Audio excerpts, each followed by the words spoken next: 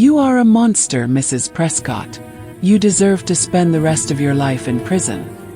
Are we not these people? Black people infects white and eradicates white. They should not mix. You're hereby sentenced to life in prison. Order. Why is it funny? Why is it funny? Proceed like a knife through flesh. All rise for the Honorable Judge Patricia Whitmore. But it wasn't the judge's entrance that made every person in that Atlanta courthouse hold their breath. It wasn't the camera crews pressed against the back wall, or the protesters outside chanting for justice, or even the national news anchors who'd flown in from New York and Los Angeles to cover what they were calling the most shocking family murder case of the decade. It was the woman sitting at the defense table. 63-year-old Margaret Eleanor Prescott didn't look like a killer. She looked like someone's grandmother, which horrifically she was. Her silver hair was styled in soft waves that framed a face lined with age but still carrying traces of the beauty she'd possessed in her youth. She wore a tasteful navy suit with pearl earrings, the kind of outfit you'd see at a church luncheon or a country club board meeting. Her hands, clasped demurely in her lap, were soft and well manicured, the hands of a woman who'd never done manual labor, who'd spent her life in comfort and privilege. Those same hands had suffocated her 3-year-old grandson with a pillow while he slept. Judge Whitmore, a black woman in her 50s with silver-streaked hair and eyes that had seen too much human cruelty, settled into her chair with the weight of someone who knew the next hour would define her career. She looked down at the defendant, and for just a moment, her professional composure cracked. A flash of something, disgust, rage, profound sorrow, flickered across her face before she regained control. "Miss Prescott," Judge Whitmore said, her voice carrying the full authority of the law but also something deeper, something personal. "The jury has found you guilty of malice murder in the death of your grandson, Elijah James Morrison. Before I impose sentence, I want to make something absolutely clear to everyone in this courtroom and everyone watching across this nation." She paused, making sure every camera, every journalist, every spectator was paying attention. "In 31 years on this bench, I have presided over thousands of cases. I have seen murders committed for money, for revenge, for passion, for mental illness. I have seen humanity at its absolute worst. But never, never, have I encountered a crime as fundamentally evil as this one. Never have I seen a grandmother murder her own grandson for the simple reason that she believed his skin was too dark." A sob broke out from the gallery. Sarah Morrison, the victim's mother and the defendant's daughter, collapsed into her husband Marcus's arms, her entire body shaking with grief that had consumed her for the past 18 months. Judge Whitmore's voice grew harder, colder. "You didn't just kill a child, Miss Prescott. You killed your own family's child because your racism was so deep, so poisonous, so all-consuming that you couldn't stand to see a beautiful black boy carry your daughter's blood. You looked at that innocent baby and saw nothing but the color of his skin. And you decided he didn't deserve to live." Margaret Prescott sat motionless, her face a mask of stone. No tears. No remorse. Just a slight tightening around her mouth that might have been anger or might have been nothing at all. But this story, this horrifying story of how hate can destroy everything it touches, doesn't begin in that courtroom. It begins 7 years earlier with a wedding, a choice, and a mother's racism that would eventually lead to the murder of the most innocent victim imaginable. Welcome to Dark Echoes Crime, where we expose the darkest corners of human nature and the crimes that shock our conscience. I'm your host, and today's case will leave you questioning how hatred can transform a grandmother into a murderer. This is the true story of Margaret Prescott, the racism that consumed her, and the precious 3-year-old life she destroyed because she couldn't accept the color of his skin. If you're new here, please subscribe and hit that notification bell, because the cases we cover aren't just crimes, they're examinations of the evil that lurks within seemingly ordinary people. This is the story of Elijah Morrison, and how one woman's hatred killed an entire family's future. Let's begin. 7 years before Margaret Prescott would be sentenced to life in prison, her daughter Sarah stood in a bride's dressing room at the prestigious Roswell Country Club, staring at her reflection in an antique mirror and wondering if she was making the biggest mistake of her life. Not because she didn't love Marcus Morrison. God, she loved him more than she'd ever thought it was possible to love another human being. He was brilliant, a software engineer who'd graduated magna cum laude from Georgia Tech. He was kind, patient, funny, and treated her like she was the most precious thing in the world. He was everything she'd ever wanted in a partner. But he was also black. And her mother was a racist. Sarah had known this, of course. She'd grown up hearing her mother's concerns about those people, the way Margaret would clutch her purse tighter when they passed black men on the street, The pointed comments about how some neighborhoods weren't safe, the carefully coded language that really meant she believed white people were superior and everyone else was a threat. Sarah's father, William Prescott, had been more subtle in his prejudices, more willing to hide behind phrases like cultural differences and traditional values. But her mother had been blatant. And when Sarah had come home from college at 23 and announced she was dating Marcus, Margaret had reacted as if Sarah had declared she was joining a cult. "You're throwing your life away," Margaret had said, her voice shaking with a mix of anger and something that might have been fear. "Do you understand what you're doing to this family? To yourself? I'm dating someone I care about, Mom. Someone who treats me well and makes me happy. He's black, Sarah. My God, can't you see what a disaster this is?" "The only disaster here is your racism," Sarah had shot back, and that had sparked the first of many vicious arguments that had eventually led to a year-long estrangement where mother and daughter didn't speak at all. It had been Sarah's father who'd finally brokered a fragile peace. William had called Sarah and said in his careful, measured way, "Your mother misses you. She says she's willing to be more open-minded. She wants to meet Marcus." Sarah had been skeptical, but Marcus had been optimistic. "Maybe once she gets to know me, she'll realize I'm just a person," he'd said. "I've dealt with this before. Some people, once they actually interact with black folks instead of just having abstract prejudices, they come around." So Sarah had agreed to a dinner. Neutral territory, a restaurant in Buckhead, upscale and public enough that Margaret would have to behave. The dinner had been excruciating. Margaret had been coldly polite, asking Marcus questions that felt like interrogations. "And where did you grow up?" Translation: "Are you from a bad neighborhood? What do your parents do?" Translation: "Are you from poverty? Do you have a criminal record?" She'd actually asked this, causing Sarah to nearly walk out. Marcus had handled it with grace and patience that Sarah still marveled at. He'd answered every question honestly, never rising to the bait, never showing anger. He talked about his parents. His father was a retired postal worker, his mother a nurse. He talked about growing up in a working-class neighborhood in southwest Atlanta, working 2 jobs to put himself through Georgia Tech, his career goals and aspirations. By the end of the dinner, Margaret hadn't softened much, but she grudgingly admitted that Marcus seemed well-spoken and respectable, phrases that made Sarah's skin crawl with their condescension. "I still don't approve," Margaret had said when Sarah called her the next day, "but I can see he makes you happy. And I suppose, if you're determined to do this, I won't stand in your way." It wasn't acceptance. It wasn't even close. But it was the best Sarah was going to get, and she'd taken it. Over the next 2 years, as Sarah and Marcus's relationship deepened and moved toward marriage, Margaret had maintained a careful distance. She was civil when they visited. She didn't make overtly racist comments in Marcus's presence. But Sarah could see the tightness around her mother's mouth, the way she flinched slightly when Marcus touched Sarah, the way she'd steer conversations away from the wedding whenever it came up.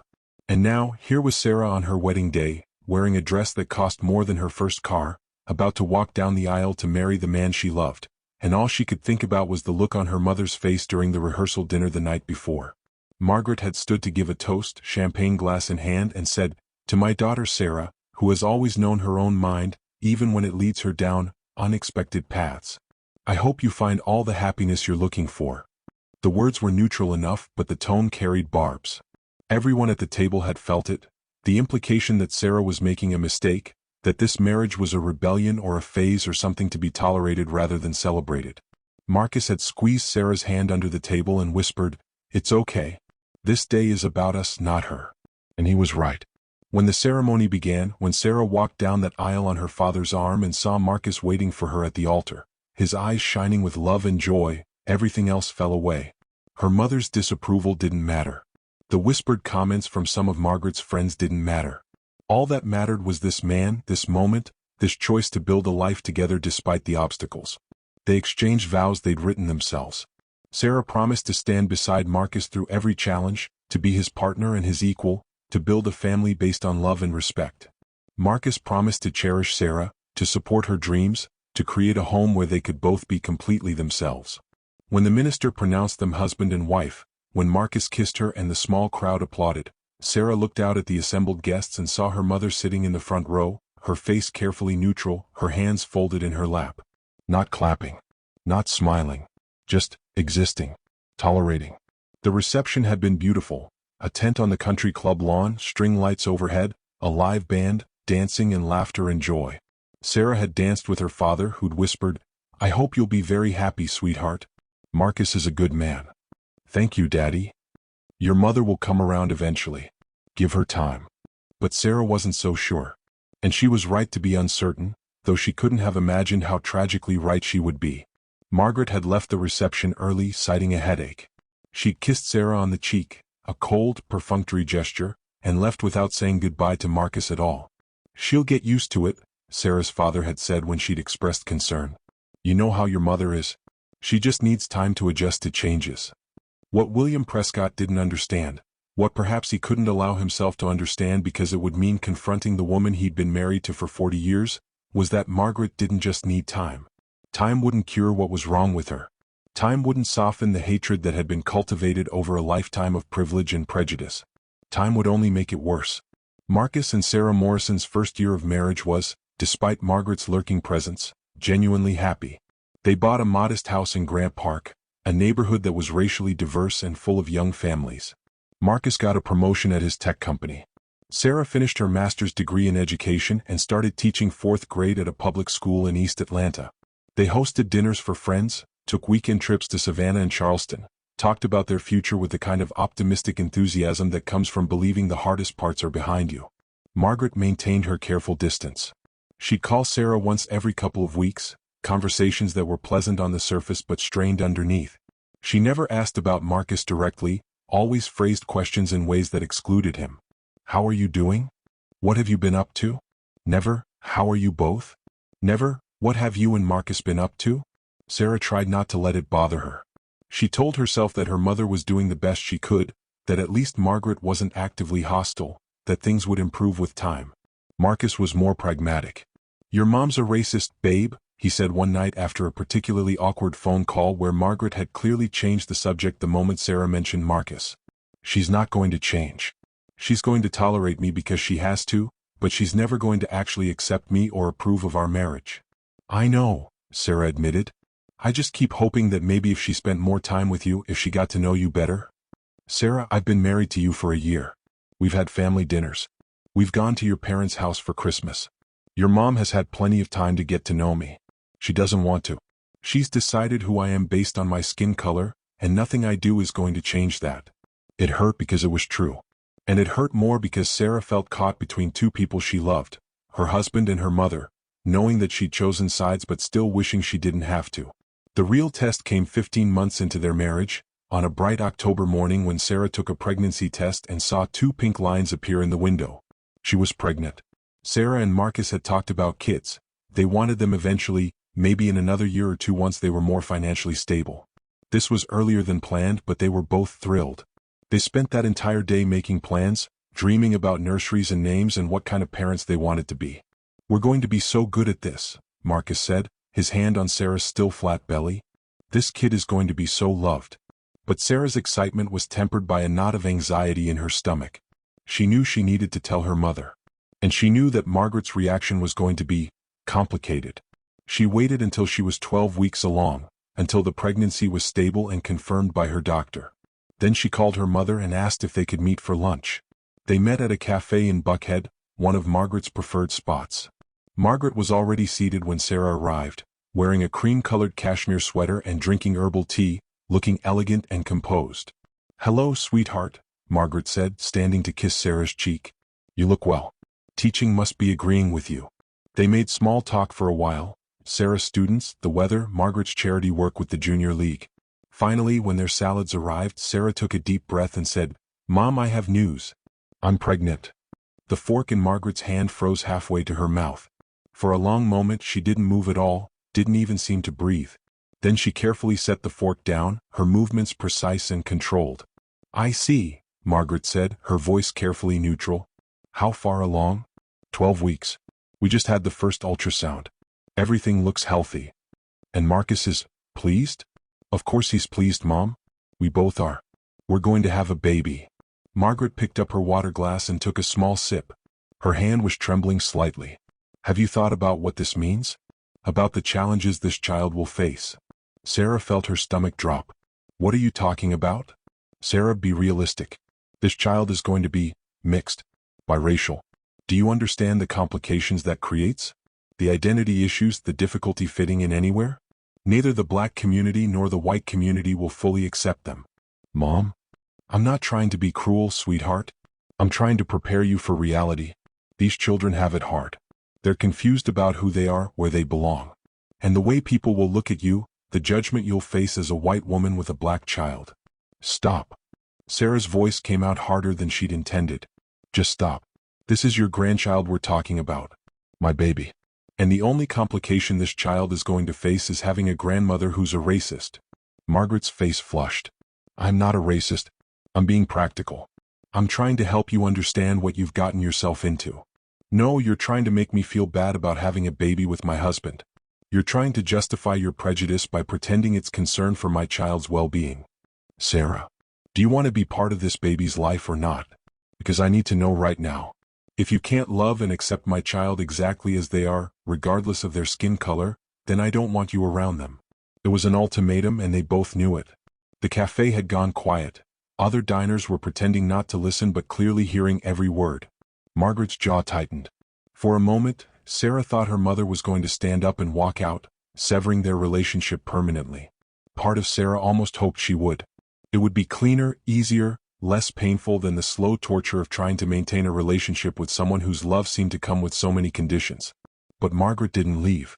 Instead, she took a deep breath and forced a smile that didn't reach her eyes. Of course I want to be part of my grandchild's life, Margaret said, her voice tight. You're my daughter. This baby is my family. I apologize if I expressed myself poorly. I'm just adjusting to the news. Sarah didn't believe her mother was genuinely apologetic, but she accepted the olive branch because what else could she do? Cut her mother out of her life completely before the baby was even born? Looking back, after everything that happened, Sarah would realize that this was the moment she should have done exactly that. This was the moment when Margaret's true feelings were on full display, when the mask had slipped and revealed the ugly truth underneath. But hindsight is cruel that way. In the moment, Sarah chose to believe the best of her mother. She chose to hope that once the baby was born, once Margaret held her grandchild in her arms, the love would overcome the prejudice. She chose wrong. The rest of Sarah's pregnancy was marked by Margaret's conspicuous absence. She didn't come to the baby shower that Sarah's friends threw. She didn't offer to help set up the nursery. She didn't ask about baby names or offer advice or show any of the excitement that Sarah saw in Marcus's parents, who were over the moon about becoming grandparents. Marcus's mother, Diane Morrison, was everything Margaret wasn't. She came over every weekend to help paint the nursery. She passed down family heirlooms, a christening gown, her own mother's rocking chair, photo albums full of Marcus's baby pictures. She and Sarah spent hours talking about pregnancy and motherhood and what to expect. You're going to be such a good mother, Diane told Sarah one afternoon as they assembled the crib. And that baby is going to be so beautiful. Mixed babies always are. Sarah had smiled but felt a pang of sadness. Why couldn't her own mother be this supportive? Why couldn't Margaret see this pregnancy as a blessing instead of a tragedy? William Prescott tried to bridge the gap. He'd call Sarah regularly, asking how she was feeling, what they needed for the baby, whether they'd settled on names yet. But he always made excuses for Margaret's absence. Your mother's been busy with the Junior League fundraiser. She's dealing with some health issues, at her age. She's just nervous about being a grandmother. It's a big adjustment. Lies and excuses, all of them. Sarah knew the truth. Her mother couldn't bring herself to be excited about a grandchild who would be black. Marcus tried not to take it personally, but Sarah could see how it hurt him. She'd catch him looking at photos Diane had sent of his own baby pictures, his expression sad and distant. What are you thinking about? She'd ask. Just hoping our kid doesn't grow up feeling like half their family doesn't want them, he'd say. My dad wants them. And my mother, she'll come around once the baby's here. She has to. But Sarah's certainty was wavering, and it would shatter completely on the day their son was born. Elijah James Morrison came into the world on a humid June morning, 6 hours of labor ending with a final push and then the most beautiful sound Sarah had ever heard, her son's first cry. The nurse placed him on Sarah's chest immediately, this tiny, perfect human being with a shock of black hair and skin that was darker than Marcus's, darker than anyone had expected. Not light brown or café au lait, but a deep, rich mahogany that seemed to glow in the morning light streaming through the hospital window. Oh my God, Sarah breathed, tears streaming down her face. He's perfect. Marcus, look at him. He's perfect. Marcus was crying too, his hands trembling as he touched his son's tiny fist. He's beautiful. He's absolutely beautiful. Elijah opened his eyes, dark brown eyes that seemed to take in everything at once, and Sarah fell in love so completely, so instantly that she forgot about everything else. The pain of labor, her mother's disapproval, the challenges they might face, none of it mattered. This was her son. Her beautiful, perfect son. The hospital room filled with visitors over the next few hours. Marcus's parents arrived first, Diane crying happy tears as she held her grandson, Marcus's father Ron standing beside her with a hand on her shoulder, both of them beaming with pride. "Look at all that hair," Diane exclaimed. "And his little hands. Sarah, he's gorgeous." Sarah's father William arrived in the afternoon, holding an enormous teddy bear and looking slightly uncomfortable in the way that grandfathers sometimes do around newborns. But when the nurse handed him Elijah, William's face softened. "Well, hello there, young man," he said quietly. "I'm your grandpa. You're going to be just fine, aren't you?" "Yes, you are."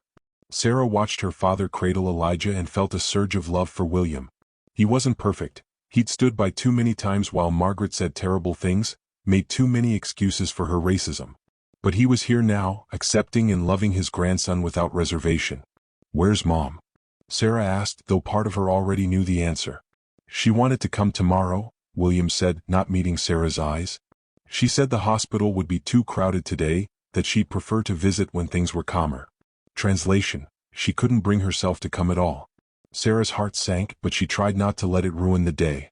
This was supposed to be joyful, and she wouldn't let her mother's absence poison it. Margaret did come the next day, arriving in the early afternoon when most of the other visitors had left and the hospital was quiet. She wore a pale pink suit and carried a small gift bag, her movements stiff and formal as she entered the room. "Hello, sweetheart," Margaret said, kissing Sarah's forehead. "How are you feeling?" "Tired but happy."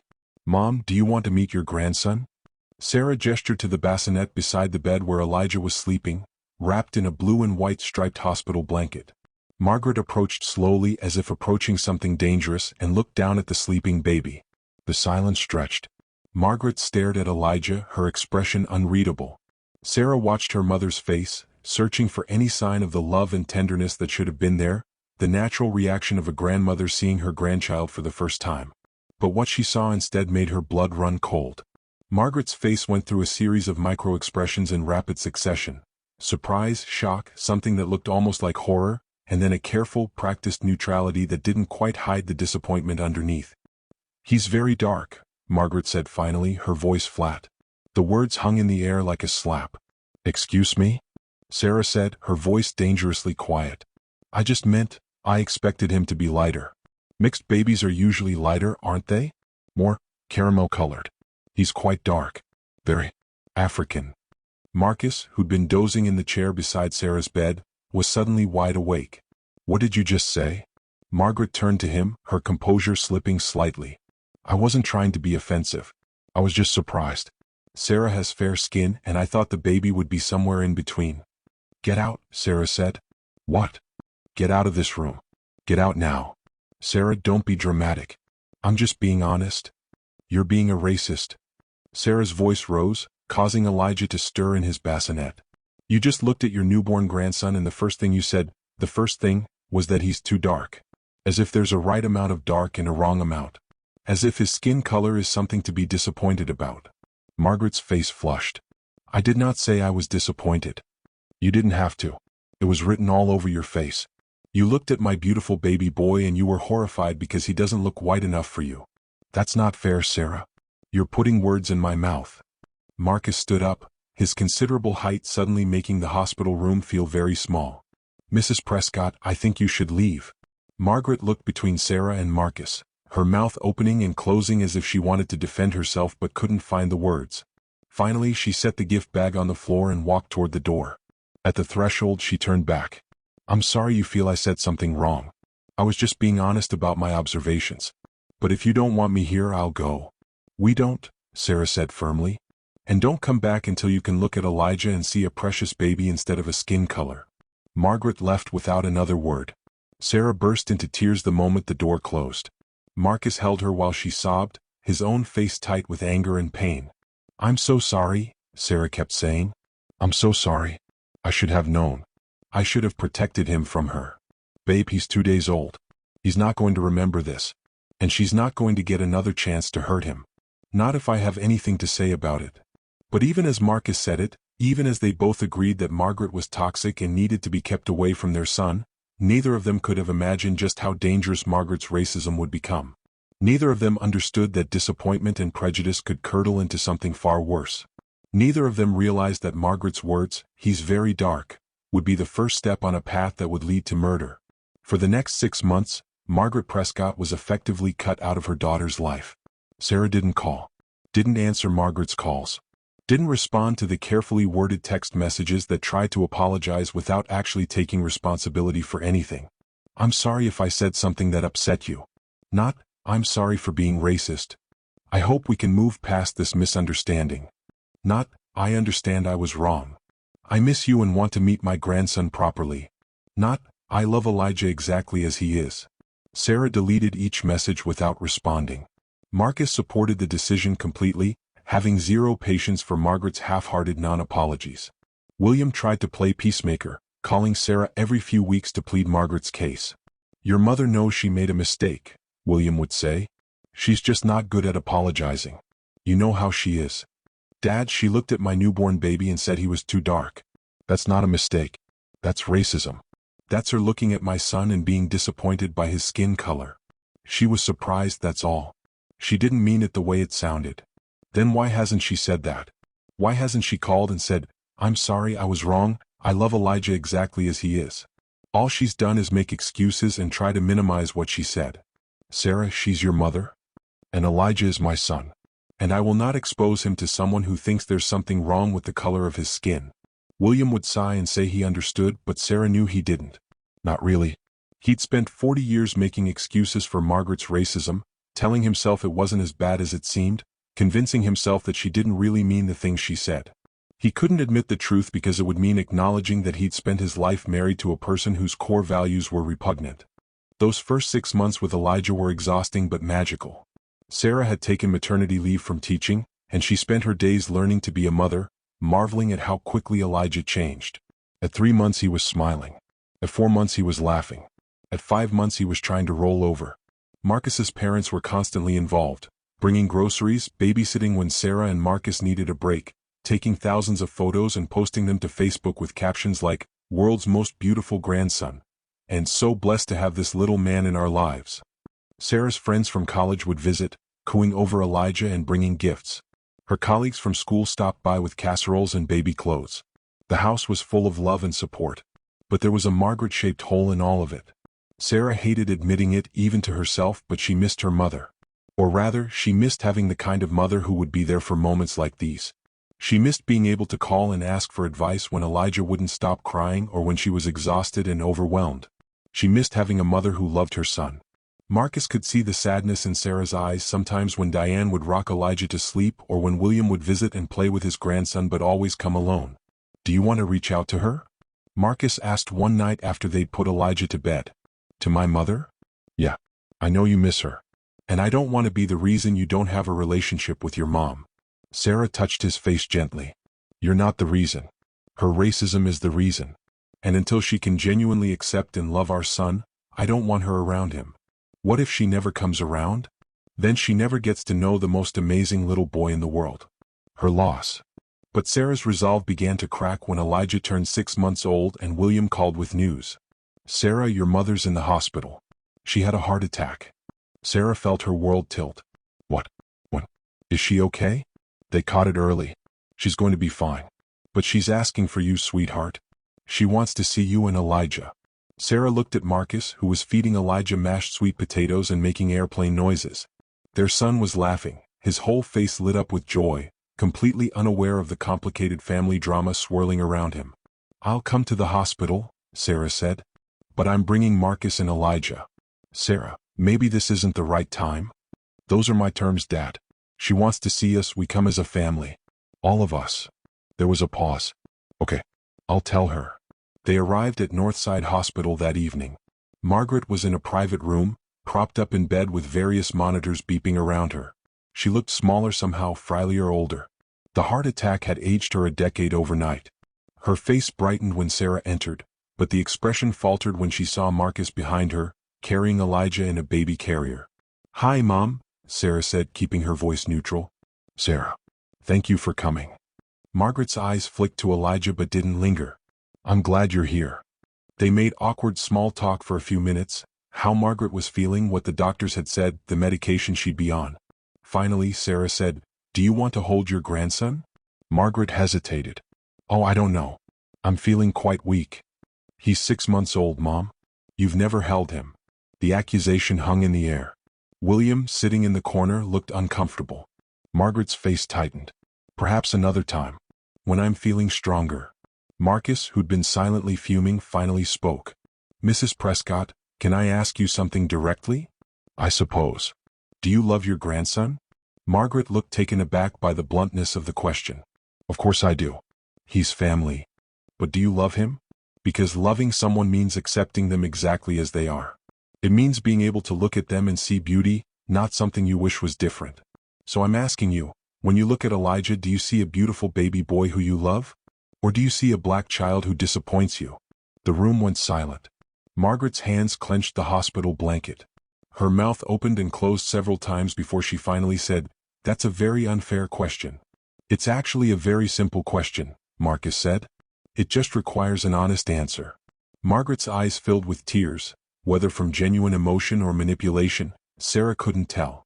"I want to love him. I do. But you have to understand this is difficult for me. I was raised in a different time with different values." "Racist values?" Sarah interrupted. "Say what you mean, Mom." "You were raised to believe that black people are inferior, and you never questioned those beliefs. And now your grandson is black, and you can't reconcile your love for me with your hatred for people who look like him." "I don't hate." "Yes, you do.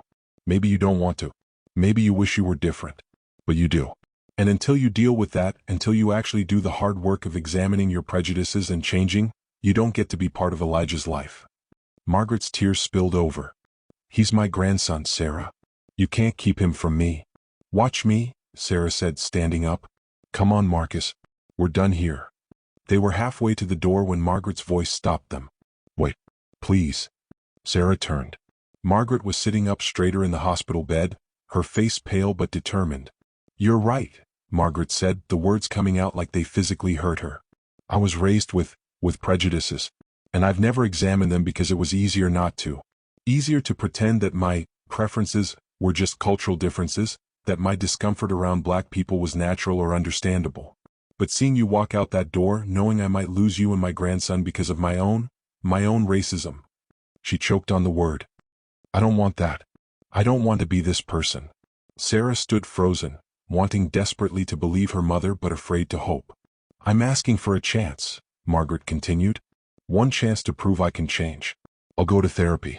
I'll do whatever you think I need to do. I'll educate myself. I can't lose you. I can't lose my daughter and my grandson because I'm too stubborn to admit I've been wrong my whole life." Marcus looked at Sarah, leaving the decision to her. Sarah looked at her mother, really looked at her, and saw something she'd never seen before. Genuine fear. Not fear of being called racist, but fear of being alone, of losing her family, of dying having never known her grandchild. "One chance," Sarah said finally. "But the first time you say or do anything that suggests Elijah is less than perfect exactly as he is, we're done. Forever. Do you understand?" "I understand. And I mean it, Mom. No, he'd be so handsome if he were lighter. No, I wish he had your nose. No comments about his hair texture or his features or anything about his appearance that's tied to his race. If you can't love every single thing about him, including and especially his beautiful dark skin, then you don't get to be in his life." "I'll try. I promise I'll try." Sarah didn't fully trust the promise, but she was tired of fighting. And Elijah was reaching out his little hands toward Margaret, making the sweet baby noises that always melted everyone's hearts. "Do you want to hold him now?" Sarah asked quietly. Margaret nodded, wiping her eyes.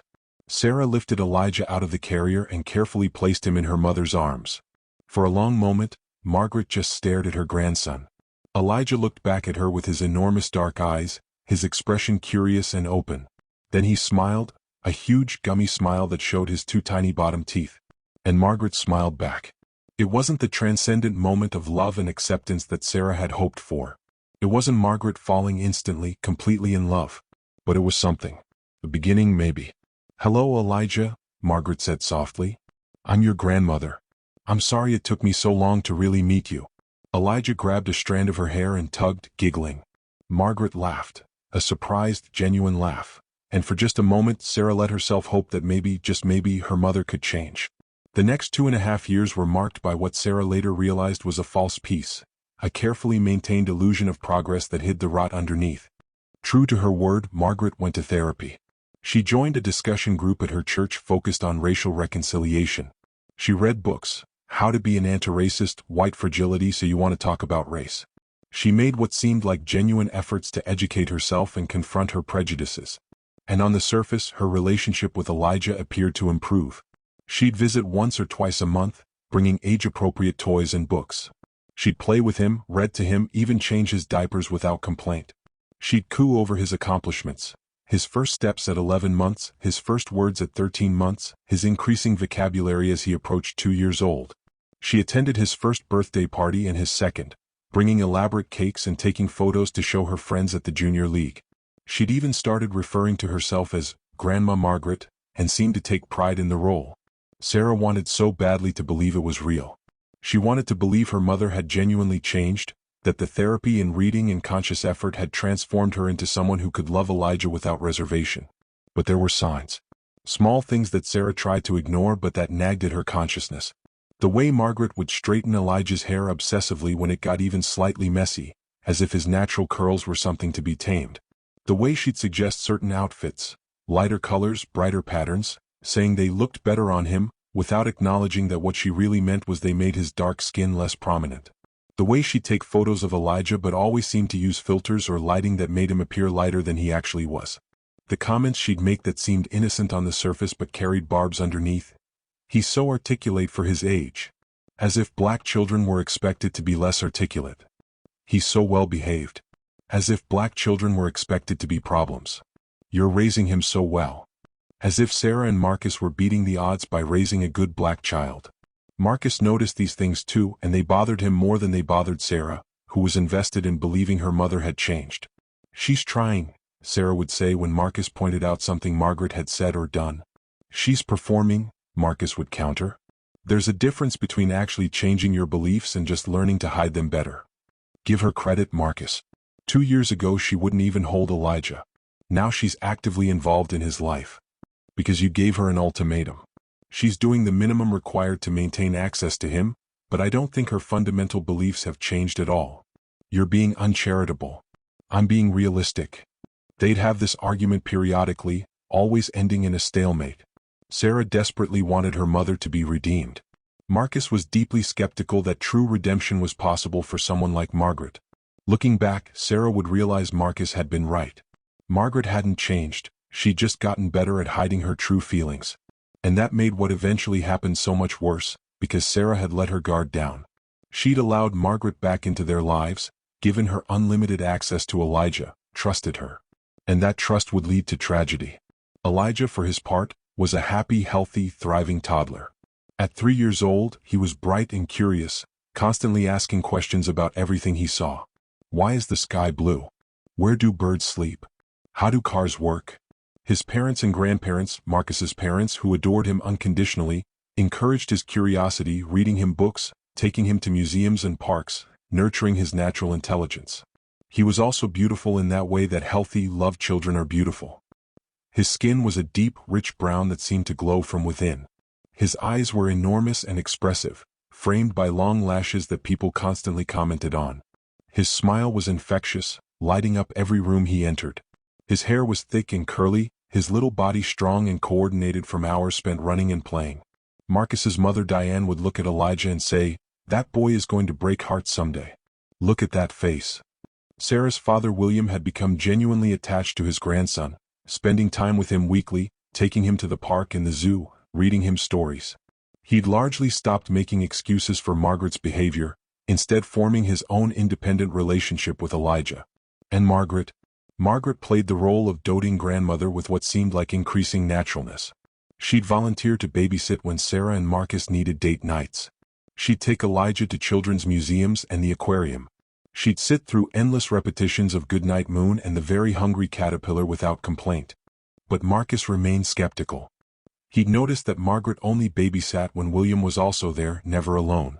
He'd noticed that when she took Elijah places, she'd always overdress him, button-down shirts and khaki pants instead of the t-shirts and jeans he usually wore, as if she were trying to make him look more respectable.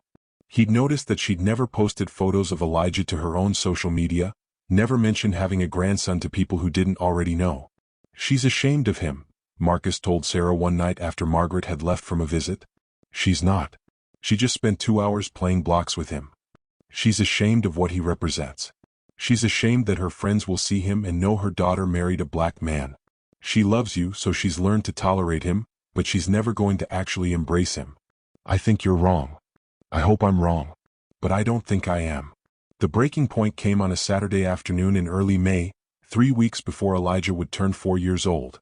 Sarah and Marcus had plans to attend a colleague's wedding in Savannah, a rare overnight trip away from Elijah. Margaret had offered to babysit, and William would be there too, so despite Marcus's reservations they'd agreed. They dropped Elijah off at Margaret and William's house Friday evening. Elijah had an overnight bag with his pajamas, his favorite stuffed elephant, and specific instructions about his bedtime routine. "He gets one story, then he likes you to rub his back for a few minutes while he falls asleep," Sarah explained to her mother. "And he might wake up once in the night wanting water. His sippy cup is in the bag." "We'll be fine," Margaret assured her. "Go enjoy your weekend. Elijah and I are going to have a wonderful time, aren't we, sweetheart?" Elijah, who was excited about sleeping at Grandma and Grandpa's house, nodded enthusiastically. "Can we have ice cream?" "After dinner," Margaret said, kissing his forehead. "Now give your parents hugs. They'll be back tomorrow." Sarah and Marcus left feeling optimistic. Maybe this would be good for everyone. A chance for Margaret to bond with Elijah one-on-one, a chance for Sarah and Marcus to relax and reconnect. They checked into their hotel in Savannah around 10 p.m., had a drink at the bar, and went to bed early. Sarah's phone rang at 2:47 a.m. She grabbed it groggily, saw Dad on the caller ID, and felt immediate panic. Why would her father call in the middle of the night? "Dad? What's wrong?" "Sarah." William's voice was shaking. "Sarah, you need to come home. No. There's been. Oh God. Just come home. What happened? Is Elijah okay? Dad, is Elijah okay? Just come home. Please." The line went dead. Sarah and Marcus were in the car within 10 minutes, driving through the dark Georgia night at speeds that would have gotten them arrested if any police had been around. Sarah kept calling her father back. No answer. She called her mother. No answer. She called the house phone. No answer. Terror like she'd never experienced consumed her. Something was wrong with Elijah. Something was horribly wrong. They made the 3-hour drive in 2 hours and 15 minutes, pulling up to William and Margaret's house to find police cars in the driveway, their lights painting the pre-dawn darkness in alternating red and blue. Sarah was out of the car before Marcus had even put it in park, running toward the house, screaming her son's name. A police officer caught her at the door. Ma'am, you can't go in there." "That's my son. Elijah. Elijah." Marcus was beside her, trying to stay calm even though his own voice was shaking. "Officer, we're the parents. Someone called us. What's happened?" The officer's face was grim. "Let me get the detective."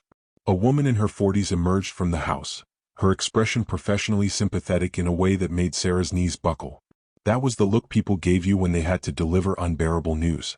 "Mr. and Mrs. Morrison? I'm Detective Linda Torres. I'm so sorry, but we need to talk. Where's my son?"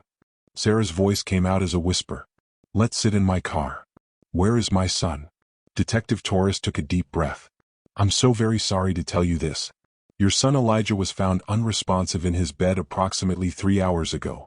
Paramedics were called and attempted resuscitation, but I'm so sorry. He was pronounced dead at the scene." The sound that came out of Sarah wasn't human. It was the sound of a soul breaking, of a mother's heart being ripped from her chest. She collapsed and would have hit the pavement if Marcus hadn't caught her. Marcus was making sounds too, horrible, choking gasps as he tried to process what he just heard. His son. His beautiful 3-year-old son was dead. What happened? Marcus managed to get out. What happened to him? We're still investigating. But the preliminary indications are suffocation. Sarah's head snapped up. What? It appears he was suffocated. We found a pillow near his face and there are some marks on his neck consistent with pressure. I'm sorry. I know this is the worst possible news. Suffocated, Sarah repeated, her mind unable to process it. Who? How? Your mother has been arrested, Mrs. Morrison. She's being held for questioning. Based on preliminary evidence and her own statements, we believe she's responsible for your son's death. The world tilted. Everything went dark. Sarah woke up in the hospital, Marcus sitting beside her bed, his face aged a decade. The first thing she said was, "Tell me it was a nightmare." Marcus's face crumpled. "I'm so sorry, baby. It's real." And then she remembered. Elijah. Her baby. Dead. She screamed until the nurses came running with sedatives. The next 48 hours were a blur of grief, disbelief, and horrifying revelations. Detective Torres came to the hospital to walk them through what the investigation had uncovered, her voice gentle but factual. Your father William found Elijah around 2:15 a.m. He'd woken up to use the bathroom and heard your mother moving around, which was unusual. He went to check on her and found her coming out of the guest room where Elijah was sleeping. She was holding a pillow and crying. When William asked what was wrong, she said, "I had to do it. I couldn't let him grow up like that." Sarah made a sound of pure anguish. Detective Torres continued, her expression pained. William went into the room and found Elijah unresponsive. He called 911 immediately and began CPR, but Elijah had been deceased for approximately 15 to 20 minutes at that point. The medical examiner's preliminary findings indicate asphyxiation as the cause of death. There are minor bruises on his face and neck consistent with a pillow being held over his face. Why? The word came out as a broken whisper from Sarah. Why would she do this? According to your father's statement, your mother became agitated after putting Elijah to bed. She kept saying things like, "He's too dark. He'll never be accepted. It's kinder this way." Your father thought she was having some kind of breakdown and tried to calm her down. He convinced her to take an Ambien and go to sleep. But apparently she woke up around 2 a.m. and decided to act on her obsessive thoughts about your son's skin color. Marcus's hands were clenched into fists so tight his knuckles had gone white. She killed him because he was too black. That's what you're telling us. My mother-in-law murdered my 3-year-old son because his skin was too dark. Based on the evidence and statements we've collected, yes. I'm so sorry. The detective explained the next steps. Margaret had been arrested and charged with malice murder. She was being held without bond. She'd lawyered up immediately and wasn't making any additional statements beyond what she'd said to William in those first shocked moments. William, meanwhile, was a wreck. He'd given his statement to police and then had a complete breakdown, had to be sedated and hospitalized for his own mental health. He kept saying he should have known, should have stopped her, should have stayed awake. Your father isn't culpable, Detective Torres assured them. He had no way of knowing what your mother was planning. He thought he was dealing with her having a difficult night, not preventing a murder. Sarah couldn't process any of it. Her mother, her own mother, had murdered her baby. The woman who'd given birth to her, raised her, claimed to love her, had looked at Sarah's precious son and decided he was better off dead than alive with dark skin. The funeral was held a week later. It was a closed casket. Sarah and Marcus couldn't bear to see Elijah's little body, couldn't stand the thought of their last memory being him pale and still instead of vibrant and alive. The church was packed. Marcus's entire extended family.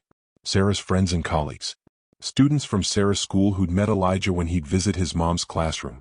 Neighbors, acquaintances, people from their community who were horrified by what had happened. Margaret was in jail and did not attend. William was released from psychiatric hold just in time for the funeral, and he arrived looking like a ghost, pale, hollow-eyed, broken. He sat in the back of the church, weeping quietly, unable to even look at the small white casket at the front. The pastor spoke about Elijah's brief but beautiful life, about his curiosity and joy, about his infectious laughter, about how loved he was by everyone who knew him. Marcus's mother Diane gave a eulogy that devastated everyone present. She talked about Elijah's favorite foods, chicken nuggets shaped like dinosaurs, his favorite books, Where the Wild Things Are, his favorite song, The Wheels on the Bus, the way he'd say, "I love you to the moon and back," every night before bed. Elijah was perfect, Diane said, her voice breaking. Every single thing about him was perfect. His beautiful dark skin, his bright mind, his gentle heart. And someone looked at him and saw only the color of his skin. Someone decided that this perfect child was better off dead than alive in the skin God gave him. That person was wrong. That person was evil. And that person stole from us the most precious gift we'd ever been given. Sarah couldn't speak at the funeral. Couldn't stand up and talk about her son without completely falling apart. Marcus tried but got through only 2 sentences before his voice gave out. They buried Elijah in a small cemetery in Decatur, under a tree that would shade his grave in summer. The headstone was simple. Elijah James Morrison, beloved son, his light will shine forever. As they lowered the small casket into the ground, Sarah felt something inside her die too. The part of her that believed in goodness, in family, in the possibility that love could overcome hate. That part was buried with her son. The trial was scheduled for 8 months after Elijah's death. 8 months of Sarah and Marcus trying to figure out how to keep living when the center of their world was gone. Their house, which had once echoed with Elijah's laughter and questions and little running feet, was now silent and empty. They'd kept his room exactly as it was, couldn't bear to change it, couldn't bear to pack away his toys and clothes and books. Sometimes Sarah would sit in there for hours, holding his stuffed elephant, breathing in his fading scent. Marcus threw himself into work, spending 14-hour days at the office because being home was too painful. Sarah took a leave of absence from teaching, couldn't imagine being around children, couldn't imagine functioning normally when her own child was dead.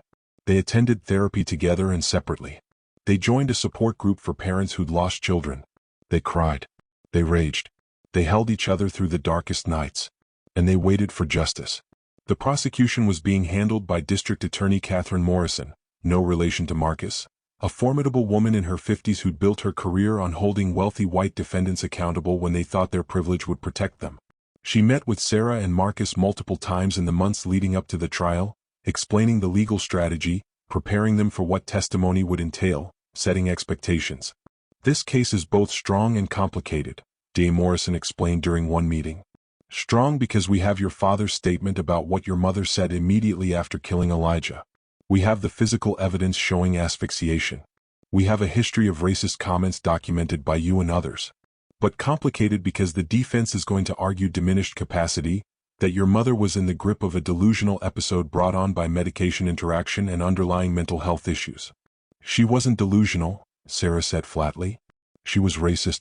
She'd been racist my whole life. She killed my son because she thought he was too black to deserve to live. I believe you. And that's what we're going to prove at trial. But I need you to be prepared for the defense to present your mother as a sympathetic figure. A grandmother who snapped, who had a psychotic break, who didn't understand what she was doing. Will that work?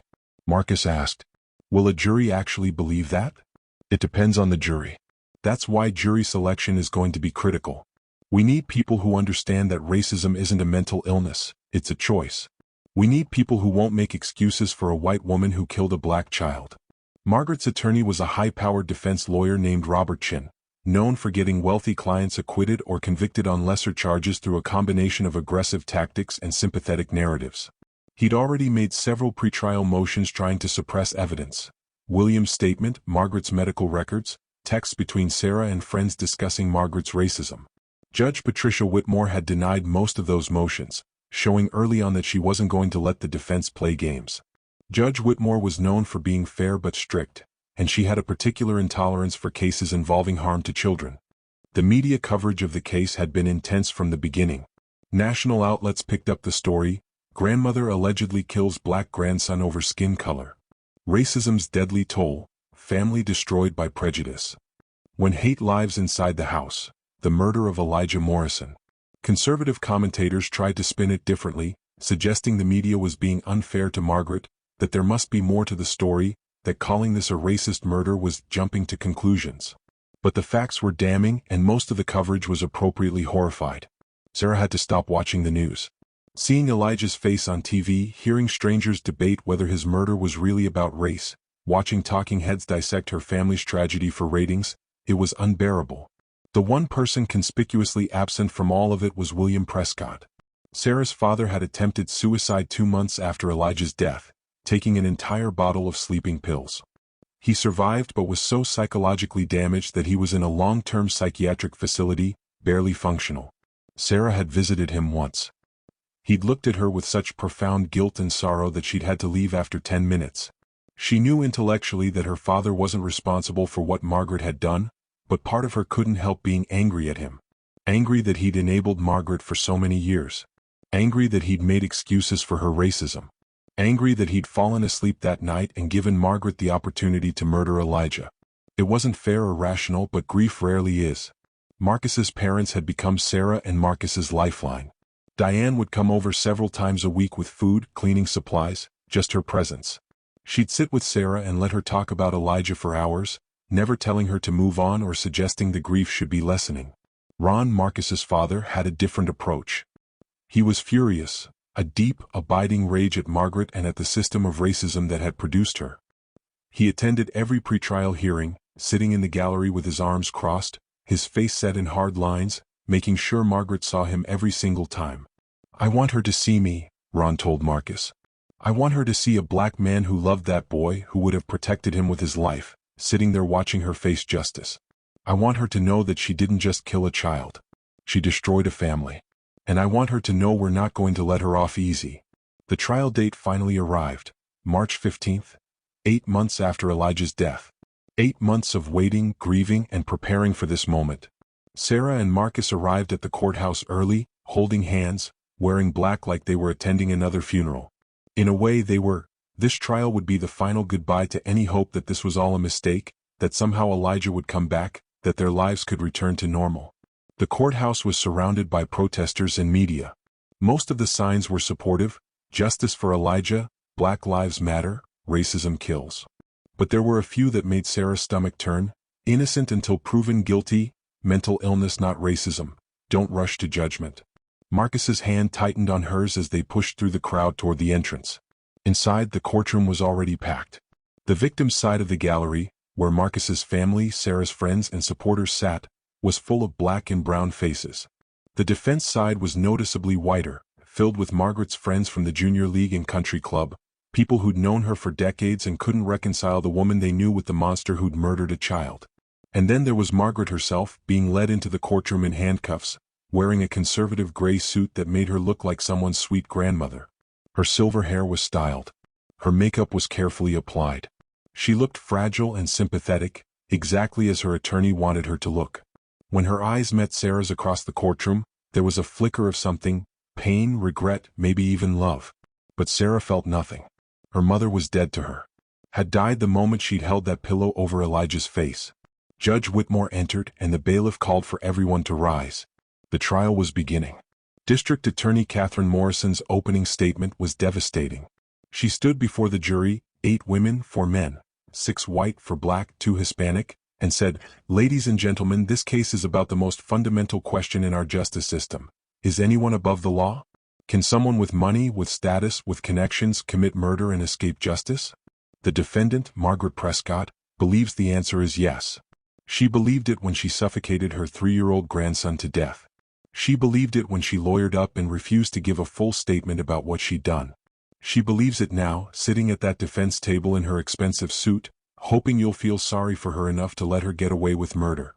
The jury was transfixed. Margaret Prescott killed Elijah Morrison on May 16th of last year. She held a pillow over his face while he slept until he stopped breathing. She murdered him, deliberately, intentionally, because she believed his skin was too dark.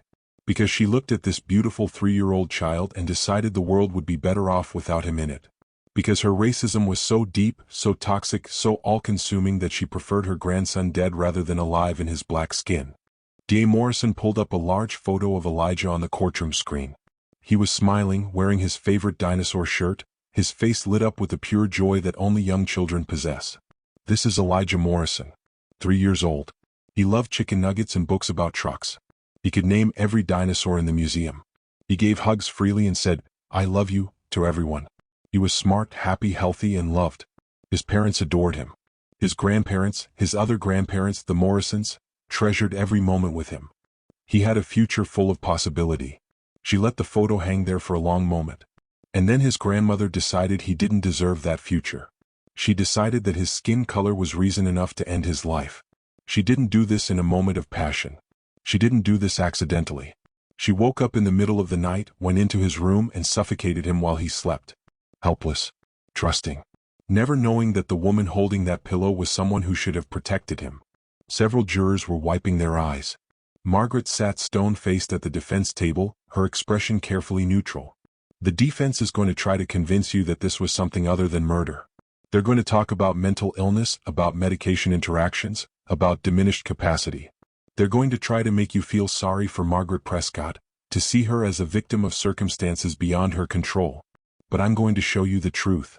D.A. Morrison clicked to a new slide showing a timeline. Margaret Prescott has been a racist her entire life.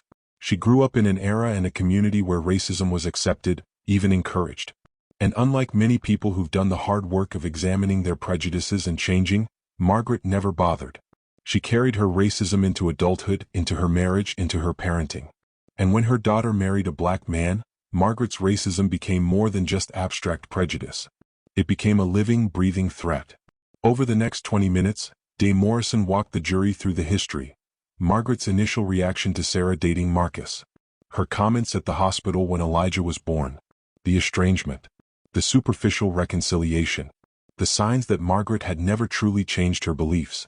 Margaret Prescott put on a good show, Morrison said. She went to therapy. She read books. She babysat her grandson. But it was all performance. Deep down, she still believed that Elijah's dark skin was something wrong, something to be ashamed of, something that would ruin his life.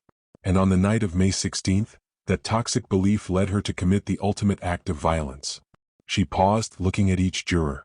Over the next several days, you're going to hear from witnesses who will tell you about Margaret's racism. You're going to hear from William Prescott, who found his wife standing over his grandson's dead body and heard her confess. You're going to hear from medical experts who will explain exactly how Elijah died. You're going to see text messages and hear testimony that will paint a clear picture. This was murder motivated by racial hatred, committed by a woman who believed she was doing her grandson a favor by killing him rather than letting him grow up black. D.A. Morrison returned to stand directly in front of the jury box. At the end of this trial, I'm going to ask you to find Margaret Prescott guilty of malice murder. Not manslaughter. Not some lesser charge. Murder. Because that's what she committed. She looked at a sleeping 3-year-old child, her own grandson, and made a conscious, deliberate choice to end his life. And there is no excuse, no justification, no mitigating factor that makes that anything less than murder. Thank you. The courtroom was silent as she sat down. Sarah was crying quietly, Marcus's arm around her shoulders. On the defense side, Margaret's friends were whispering to each other, looking troubled. Judge Whitmore turned to the defense. Mr. Chen, your opening statement. Robert Chen stood, projecting the calm confidence of someone who specialized in defending the indefensible. Ladies and gentlemen, he began, his voice reasonable and measured, I want to start by acknowledging the tragedy in this case. A beautiful 3-year-old boy is dead. His parents are grieving. Everyone involved in this situation has suffered tremendously. There's no disputing that. What I'm here to dispute is the prosecution's narrative about how and why this tragedy occurred. He walked slowly in front of the jury, making eye contact with each person. The prosecution wants you to believe that Margaret Prescott is a monster. A cold-blooded racist who deliberately murdered her grandson out of hatred. But let me tell you who Margaret Prescott really is. She's a 63-year-old woman who spent 40 years as a devoted wife and mother. A woman who volunteered with children's charities. A woman who, yes, struggled with prejudices she'd been raised with, but who made genuine efforts to overcome those prejudices. A woman who loved her daughter and wanted to have a relationship with her grandson, even when it challenged her deeply held beliefs. Sarah felt rage building in her chest. This was obscene. This man was trying to paint her mother as sympathetic, as if anything about what she'd done was understandable. On the night of May 16th, Chin continued, Margaret Prescott was not acting as herself. She was in the grip of a serious medication interaction that caused severe confusion and impaired judgment. She'd taken an Ambien at her husband's urging, but what no one knew was that Ambien, when combined with her blood pressure medication and her anti-anxiety medication, can cause complex behaviors and delusional thinking. There are documented cases of people on Ambien doing things they would never do when fully conscious, driving cars, cooking elaborate meals, even engaging in violent behavior, with no memory of their actions afterward. He clicked to show medical literature on his own screen. The evidence will show that Margaret has no clear memory of that night. She remembers putting Elijah to bed. She remembers taking the Ambien. And then her next clear memory is William waking her up and telling her something terrible had happened. The statements she made to William in those first confused moments, statements the prosecution is relying on heavily, were made by a woman in the grip of pharmaceutical-induced confusion. D.A. Morrison was shaking her head, clearly frustrated, but she didn't interrupt. Now, the prosecution is going to present a lot of evidence about Margaret's past attitudes regarding race. And I'm not going to defend those attitudes. They were wrong. Margaret knows they were wrong. But having prejudiced views is not the same as being a murderer. Many people in Margaret's generation struggle with prejudices they were raised with. That doesn't make them killers. Chin walked closer to the jury, his expression earnest. I'm going to ask you to consider the possibility that what happened that night was a tragic accident compounded by a medication-induced psychotic episode. Margaret Prescott did not wake up that night planning to hurt her grandson. She was in an altered state of consciousness, experiencing delusional thoughts that she would never have had when fully rational. And in that state, she did something horrific that she will regret for the rest of her life. He paused, letting his words sink in. The prosecution wants you to convict Margaret of malice murder, the most serious charge available. But malice murder requires intent, requires a deliberate, conscious choice to kill. And the evidence will show that Margaret was not capable of making such a choice that night. She was impaired. She was delusional. She was not acting with malice. At the end of this trial, I'm going to ask you to consider a lesser verdict. Not because Margaret isn't responsible, she is. Not because what happened isn't tragic, it is. But because the law requires us to distinguish between a deliberate murder and a terrible accident caused by factors beyond someone's control. Thank you. Chin sat down and Sarah wanted to scream. How dare he?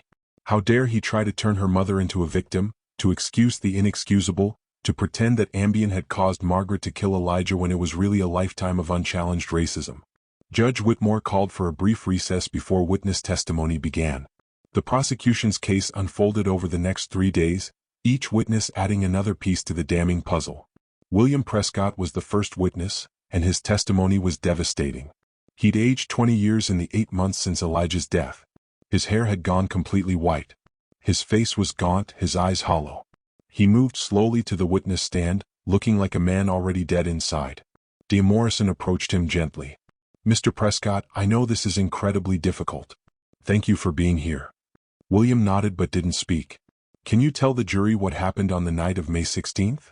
William took a shaky breath.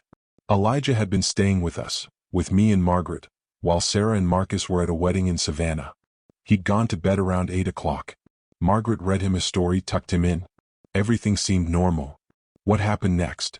Margaret seemed agitated after he went to sleep. She kept going back to check on him, which wasn't unusual. She'd always been a worrier. But she was saying things that concerned me. Things about his skin color, about how difficult his life was going to be. What specific things did she say? William closed his eyes as if the memory physically hurt him. She said, "He's so dark, William. Darker than I ever imagined. How is he going to make it in this world?" I told her that Elijah was a beautiful, bright child and that he'd be fine. That Sarah and Marcus were raising him well. But she kept obsessing over it. What did you do? I suggested she take one of her Ambien and get some rest. She'd been prescribed it for occasional insomnia. She took one and went to bed around 10:30. I stayed up reading for another hour, then went to bed myself. De Morrison pulled up a timeline on the screen. And then what happened? I woke up around 2:15 a.m. to use the bathroom. I heard movement in the hallway, which was unusual. I got up to check and saw Margaret coming out of the guest room where Elijah was sleeping. She was holding a pillow and crying. William's voice broke. Several jurors were leaning forward, hanging on every word. I asked her what was wrong. And she said. He paused, wiping tears from his eyes. She said, "I had to do it, William. I couldn't let him grow up like that. It was kinder this way." The courtroom erupted in gasps and whispers. Judge Whitmore banged her gavel. "Order." "What did you understand her to mean by that?" De Morrison asked. "I didn't understand at first. I thought she was confused, maybe having a nightmare. But then I looked past her into the guest room and saw Elijah. He was lying on the bed, completely still. His lips they were blue." William broke down completely, sobbing into his hands. Judge Whitmore called for a brief recess. When testimony resumed, William described performing CPR, calling 911, the paramedics arriving too late. Margaret standing in the corner watching, not crying anymore, just staring at Elijah's body with an expression William described as peaceful, almost relieved. "Did your wife say anything else that night?" De Morrison asked. When the police arrived and were questioning her, she said, "He's better off this way. You don't understand how hard it would have been for him." The prosecution introduced police body camera footage from that night. The jury watched as officers interviewed a calm, composed Margaret Prescott, who explained in a matter-of-fact tone that she'd done Elijah a favor, by ending his life before he could suffer the indignities of being so dark-skinned. Several jurors looked physically ill watching the footage. Robert Chen's cross-examination tried to establish that Margaret had been confused and impaired. Mr. Prescott, you said your wife had taken Ambien. Are you aware that Ambien can cause complex behaviors and memory loss? I've heard that, yes. And your wife seemed confused that night, didn't she? Not quite herself. She seemed calm. Too calm. But yes, there was something off about her. Is it possible she was in an Ambien-induced state and didn't fully understand what she was doing? William looked directly at Margaret for the first time since taking the stand. No. I don't think Ambien made her do this. I think racism made her do this. And I will never forgive myself for not seeing how deep it went, for not protecting Elijah from her. Chen tried to object, but Judge Whitmore overruled him. The witness is answering the question asked. Dr. Patricia Chen, the medical examiner, testified next about Elijah's autopsy. The cause of death was asphyxiation, she explained, showing diagrams and photos that made Sarah leave the courtroom sobbing. There were petechial hemorrhages in the eyes, indicating oxygen deprivation. There were minor bruises on the face and around the nose and mouth, consistent with a pillow being held firmly over the face. How long would this have taken? De Morrison asked. For a child Elijah's age, approximately 2 to 4 minutes of sustained pressure over the nose and mouth would result in unconsciousness, with death following shortly after if pressure was maintained. So this was not instantaneous. No. The person holding the pillow would have had to maintain pressure for several minutes, through the child's struggle to breathe. The jury looked at Margaret with undisguised horror. She sat motionless, her face blank. Is there any possibility this was accidental? De Morrison asked. No. The pattern of bruising and the internal findings are consistent with deliberate, sustained asphyxiation. This was not a case of a pillow accidentally covering the child's face. Someone held it there forcefully and intentionally until he died. Dr. Raymond Torres, a psychiatrist, testified about Margaret's mental state. I evaluated Mrs. Prescott at the request of the prosecution. She was cooperative and forthcoming during our sessions. My evaluation found no evidence of serious mental illness, no schizophrenia, no bipolar disorder, no psychosis. She was mentally competent at the time of the offense and is competent to stand trial. What about the defense's theory that an Ambien interaction caused delusional behavior? De Morrison asked. While Ambien can cause complex sleep behaviors in rare cases, the documented conversations Mrs. Prescott had with both her husband and police officers show clear, logical thinking and explanation of her actions. She articulated a coherent motive, that she believed her grandson would suffer due to his skin color and she was sparing him that suffering. That's not the confused, fragmented thinking we'd see in an Ambien-induced state. That's cold, calculated rationalization of a deliberate act. In your professional opinion, did Mrs. Prescott understand what she was doing when she killed Elijah Morrison? Yes, absolutely. She understood it, planned it, executed it, and expressed no remorse afterward. This was not a woman in the grip of a medication-induced psychotic break. This was a woman acting on deeply held racist beliefs. Chen's cross-examination tried to poke holes in the psychiatric evaluation, but Dr. Torres was unshakable. Sarah Morrison took the stand on day 4, and her testimony broke hearts throughout the courtroom. She was visibly fragile, painfully thin, dark circles under her eyes, her hands shaking as she was sworn in. Marcus sat in the front row, his face tight with worry for his wife. De Morrison approached her gently. Sarah, I know this is incredibly difficult. Thank you for being here. Sarah nodded, unable to speak.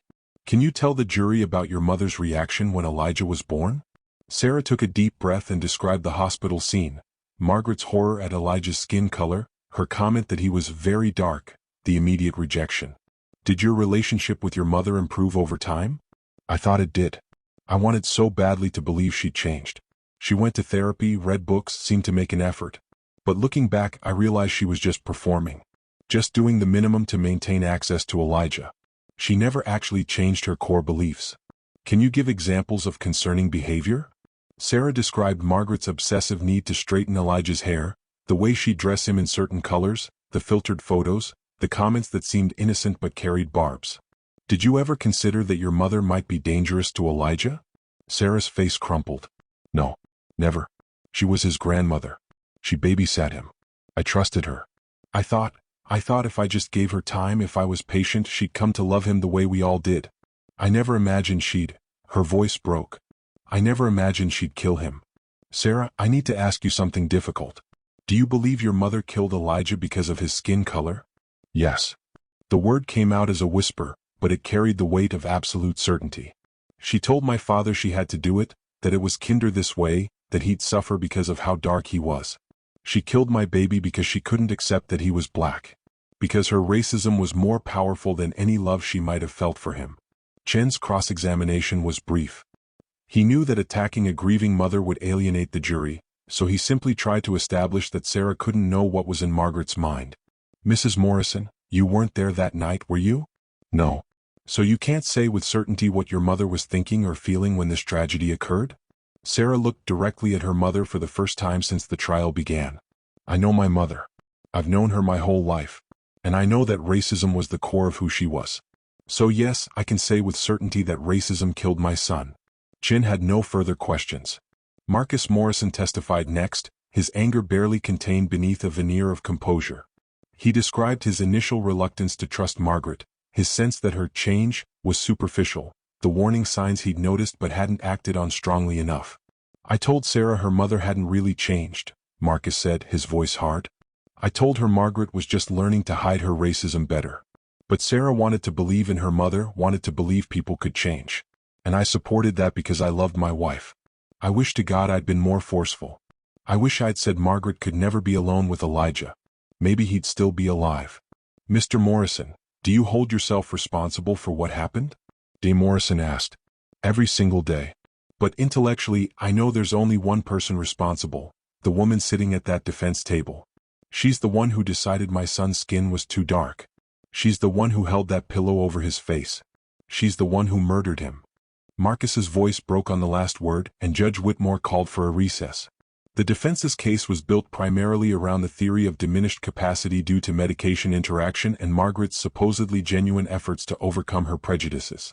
Dr. Ellen Bradshaw, a pharmacologist, testified about Ambien's potential side effects. In rare cases, Ambien can cause complex sleep behaviors including sleepwalking, sleep driving, and even sleep violence. Patients have no memory of these actions and are not fully conscious when performing them. Is it possible that Mrs. Prescott was in such a state when this incident occurred? Chen asked. It's within the realm of possibility, yes. But on cross-examination, D.A. Morrison destroyed this theory. Dr. Bradshaw, you've reviewed the police body camera footage where Mrs. Prescott explains in detail why she killed Elijah, correct? Yes. Does someone in an Ambien-induced state typically provide coherent, logical explanations for their actions? Not typically, no. And you've read the transcript of Mrs. Prescott's conversation with her husband, where she articulated a clear motive for killing Elijah? Yes. Does that sound like someone in an unconscious, confused state? Dr. Bradshaw shifted uncomfortably. It's less consistent with typical Ambien reactions, yes. Dr. Michael Roberts, a psychiatrist hired by the defense, testified that Margaret showed signs of a brief psychotic episode. Mrs. Prescott was under significant stress.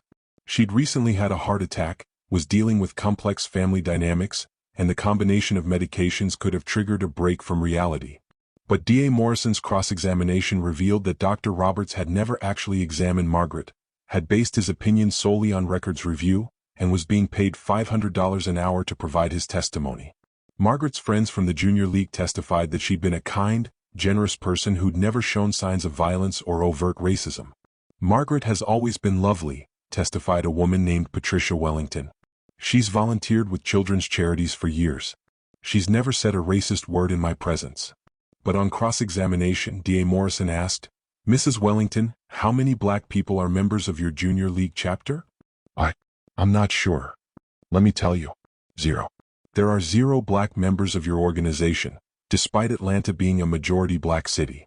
And yet you expect this jury to believe that Margaret Prescott, who spent 40 years in an all-white social circle, had somehow overcome the racism she was raised with. Patricia had no answer.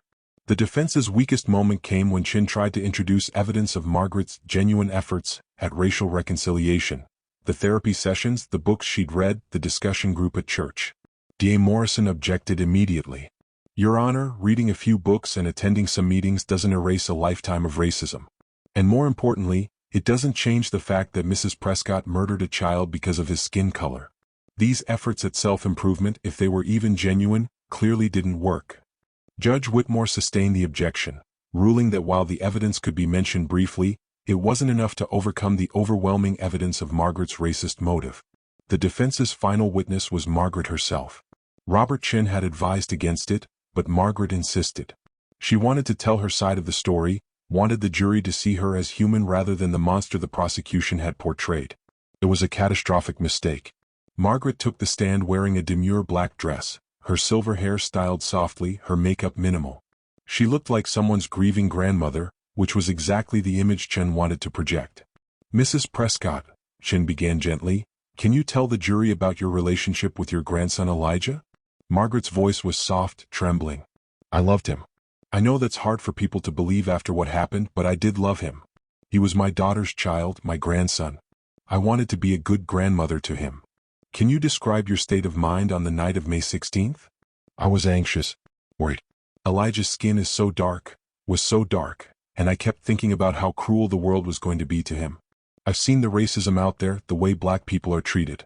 And I didn't want that for him. I didn't want him to suffer. Several jurors looked disgusted. This was not the sympathetic testimony Chen had hoped for. Mrs. Prescott, do you remember taking the Ambien that night? Yes. William gave it to me because I was upset. And what's your next clear memory after taking the Ambien? William waking me up, telling me something terrible had happened. I was so confused. I didn't understand what he was saying at first. Do you have any memory of going into Elijah's room? No. None. Do you have any memory of what happened to him? No. It's like a blank space in my mind. I've tried so hard to remember, but there's nothing there. Chen nodded, satisfied. But then Dame Morrison stood for cross-examination, and Margaret's carefully constructed defense fell apart. Mrs. Prescott, you testified that you loved your grandson. Is that correct? Yes. But when he was born, the first thing you said about him was that he was very dark. Correct. Margaret's jaw tightened.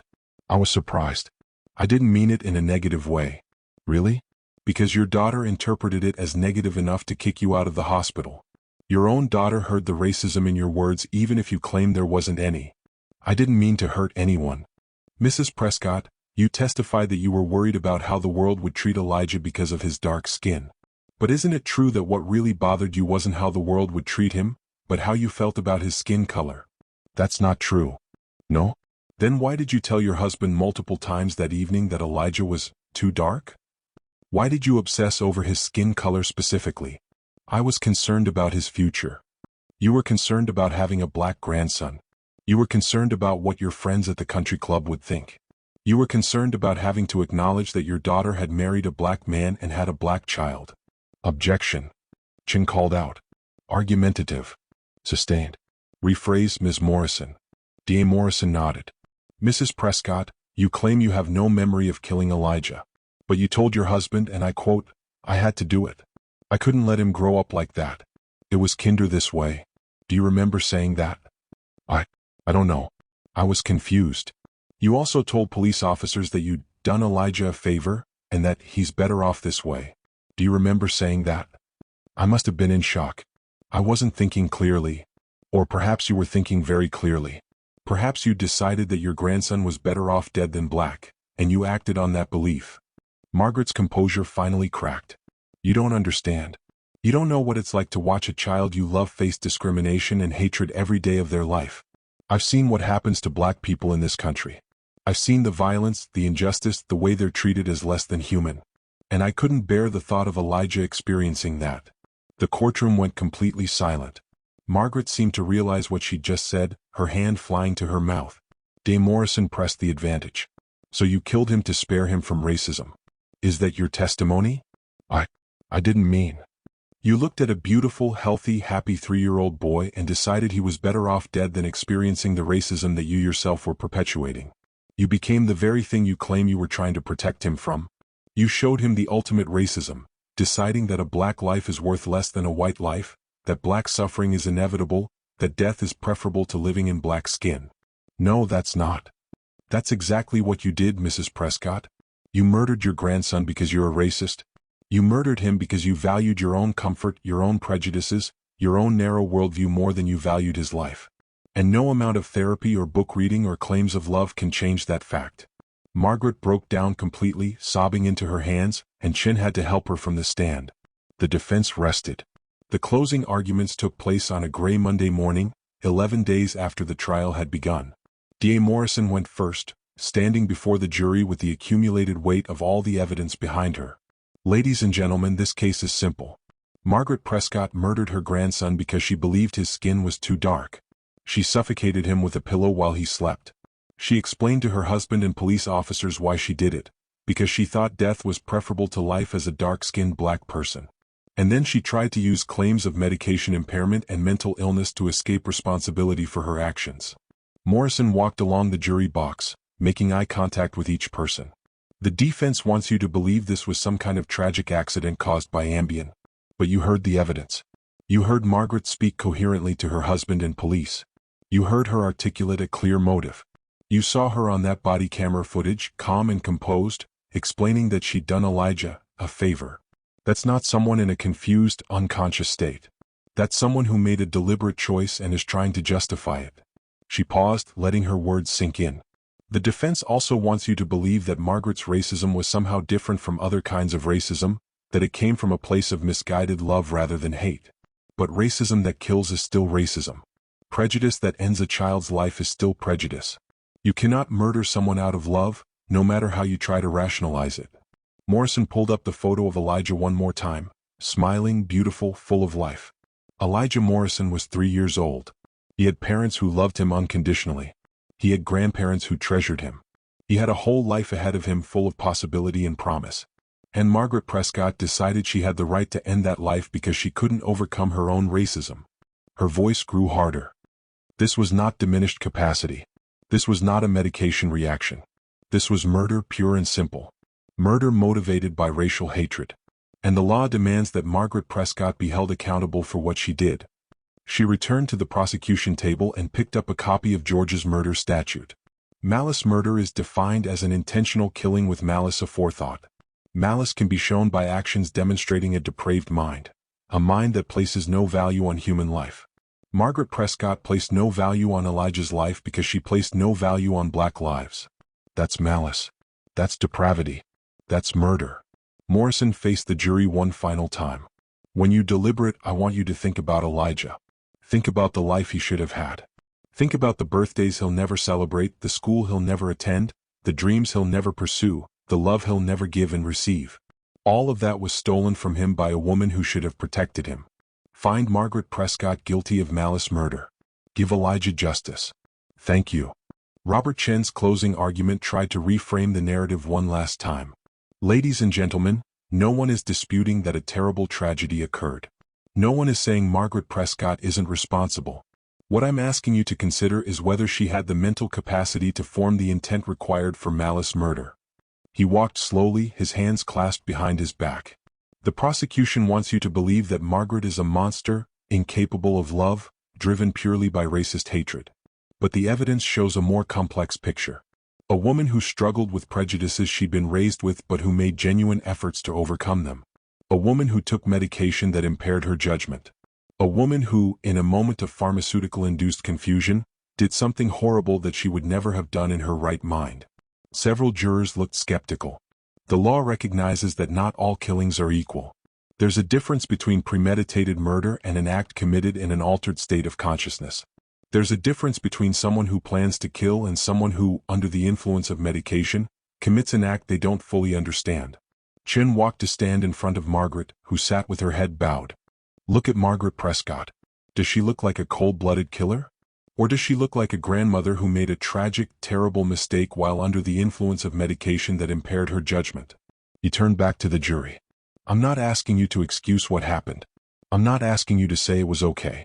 I'm asking you to recognize that this was not malice murder.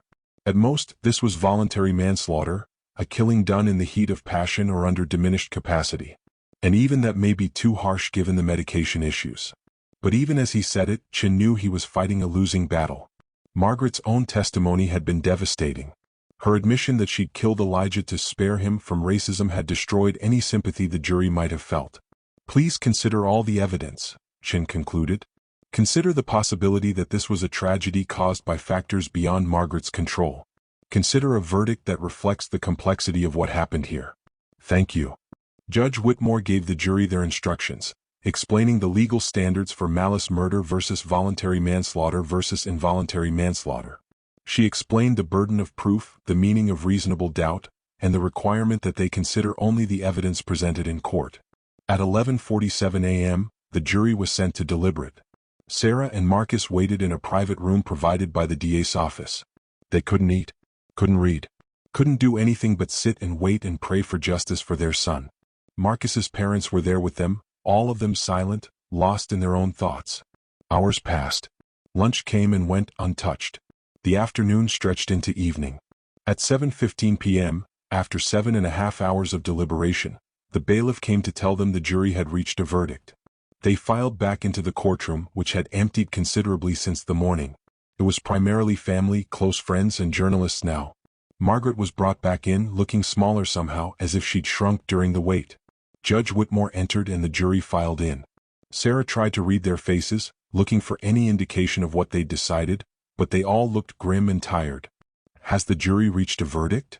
Judge Whitmore asked. The foreperson, a black woman in her 60s named Dorothy Thomas, stood. We have, Your Honor. Please hand the verdict form to the bailiff. The paper was passed from Dorothy to the bailiff to the judge. Judge Whitmore reviewed it, her expression unchanged, then handed it to the court clerk. The defendant will rise. Margaret stood, Robert chin beside her. For the first time since the trial began, she looked genuinely frightened. The clerk unfolded the paper and read in a clear, steady voice. In the matter of the State of Georgia versus Margaret Eleanor Prescott, case number C 2024-5583, on the charge of malice murder, we the jury find the defendant, Margaret Eleanor Prescott, guilty. The courtroom erupted. Sarah collapsed into Marcus's arms, sobbing.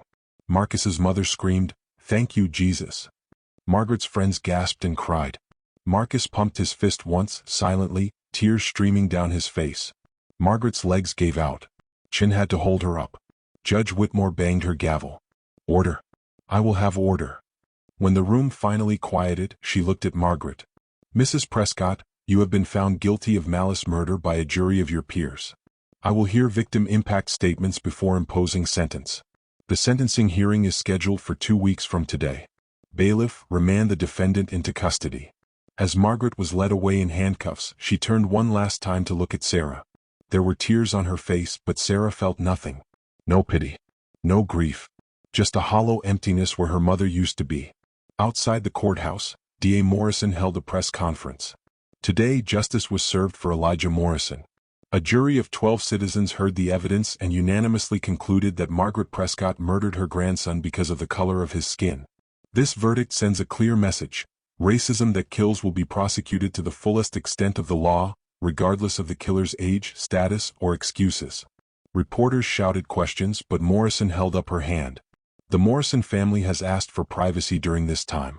They're grieving the loss of a beautiful child, and while this verdict provides some measure of justice, it cannot bring Elijah back. Thank you. 2 weeks later, the courtroom reconvened for sentencing. Judge Whitmore had reviewed the pre-sentencing reports, the victim impact statements, and the sentencing recommendations from both sides. The prosecution sought life without parole. The defense pleaded for the minimum sentence with possibility of parole. Before I impose sentence, Judge Whitmore said, I'll hear from the victims. Mrs. Morrison, would you like to make a statement? Sarah stood slowly, walking to the podium on shaking legs. She'd written a statement, revised it a dozen times, but now that she was standing here, looking at the woman who'd given birth to her and then murdered her son, words seemed inadequate. Your Honor, Sarah began, her voice trembling, I don't know how to express what my mother has taken from me. She didn't just kill my son. She killed my faith in family, in love, in the possibility that people can change. She killed my sense of safety in the world. She looked directly at Margaret, who was crying silently. I grew up calling you Mommy. I trusted you completely. And then you looked at my beautiful baby boy and saw only his skin color. You decided he was better off dead than alive in his black skin. You suffocated him while he slept, held that pillow over his face while he struggled to breathe, and then you tried to justify it by saying you were protecting him. Sarah's voice broke. Marcus half stood ready to go to her, but she waved him off. You weren't protecting him. You were enacting the most violent form of racism imaginable. You were saying that black lives matter so little that death is preferable to blackness. And in doing that, you didn't just kill Elijah. You validated every racist who's ever said that black people are better off not existing. She wiped tears from her face. I will never forgive you. I will spend the rest of my life trying to honor Elijah's memory, trying to build a world where children don't have to fear their own grandmothers. But I will never, ever forgive you. And I hope, I pray, that you spend the rest of your life in prison understanding the magnitude of what you did. Sarah returned to her seat and Marcus squeezed her hand. Marcus stood next to speak. Your Honor, I'm a black man in America. I've experienced racism my whole life. Slurs, discrimination, suspicion, violence. I've been pulled over for driving while black. I've been followed in stores. I've had people clutch their purses when I walk by. I know what it's like to be seen as less than human. His voice grew harder. But nothing prepared me for having my son murdered by his own grandmother because she thought his skin was too dark. Margaret Prescott looked at my beautiful boy and saw a problem to be solved. She saw someone whose life had so little value that ending it was an act of mercy. Marcus's hands clenched into fists. Elijah was 3 years old. He loved dinosaurs and chicken nuggets and being tickled. He said, I love you, to everyone. He had his whole life ahead of him. And she stole that from him. She stole it from me and Sarah. She stole it from my parents who will never watch their grandson grow up. She stole it from everyone who would have loved him and been loved by him. He turned to face Margaret directly. You don't deserve forgiveness. You don't deserve mercy. You deserve to spend the rest of your life knowing that you're the worst kind of monster, the kind who kills innocence and claims it's love. Marcus returned to his seat and Diane Morrison stood. I lost my grandson, Diane said simply. I lost the joy of watching him learn and grow. I lost the privilege of being his grandmother. And all because Margaret Prescott couldn't see past the color of his skin. That's not mental illness. That's not medication. That's racism, pure and simple. And it should be punished as such. Finally, Judge Whitmore spoke. Mrs. Prescott, please stand. Margaret stood, supported by Chin, her face pale and drawn. Judge Whitmore looked at her for a long moment before speaking. Mrs. Prescott, in 31 years on this bench, I have presided over thousands of cases. I have sentenced murderers, rapists, child abusers, and terrorists. I have seen humanity at its absolute worst. But never have I encountered a crime as fundamentally evil as this one. Her voice was shaking with suppressed emotion. You murdered your own grandson because you believed his skin was too dark. You looked at a beautiful, innocent 3-year-old child and decided death was preferable to life in black skin. You held a pillow over his face while he struggled and fought for air, and you kept holding it until he stopped breathing. And then you tried to justify this atrocity by claiming you were protecting him from racism, the very racism you embodied. Judge Whitmore stood, something she rarely did during sentencing. You are a monster, Mrs. Prescott. Not because you have a mental illness. Not because medication impaired your judgment. But because you possess a kind of hatred so deep, so toxic, so all-consuming that it drove you to commit an act of unspeakable evil against your own flesh and blood. Margaret's shoulders shook with sobs. The defense has asked for leniency based on your age and lack of prior criminal record. But I see no reason for leniency. You are 63 years old enough to have had 6 decades to examine your prejudices and choose to be better. Instead, you chose to nurture your racism, to let it fester and grow until it metastasized into murder. Judge Whitmore's voice grew colder. This court has reviewed the evidence, the testimony, and the applicable law. Georgia law provides for life imprisonment with or without the possibility of parole for malice murder. Given the particularly heinous nature of this crime, a grandmother murdering her own grandson, a racially motivated killing of a child, the breach of the most fundamental trust, I find that life without parole is the only appropriate sentence. Margaret let out a wail of anguish. Margaret Eleanor Prescott, it is the judgment and sentence of this court that you be committed to the Georgia Department of Corrections for the remainder of your natural life, without the possibility of parole. You will die in prison as you should. And I sincerely hope, that you spend every remaining day of your life thinking about the beautiful child whose life you stole, the family you destroyed, and the unforgivable act of hatred you committed. Judge Whitmore's voice broke slightly on the final words. You took a child who was loved, who was safe, who trusted you, and you murdered him because of the color of his skin. In doing so, you didn't just destroy Elijah. You destroyed any claim you ever had to humanity, to love, to being worthy of mercy. She paused, taking a breath to steady herself. This court finds that your crime represents the intersection of two of the most heinous acts possible under our law: the murder of a child and a racially motivated hate crime. The law allows me to impose consecutive maximum sentences for these aggravating factors, but life without parole is already the maximum. So let me be clear, if there were a harsher penalty available under Georgia law, I would impose it. You deserve worse than what I can give you. Judge Whitmore sat back down, her face etched with pain. Before I close these proceedings, I want to say something to the Morrison family. Elijah's life mattered. His beautiful brown skin was something to be celebrated, not something to be ashamed of or hidden or, God forbid, eliminated.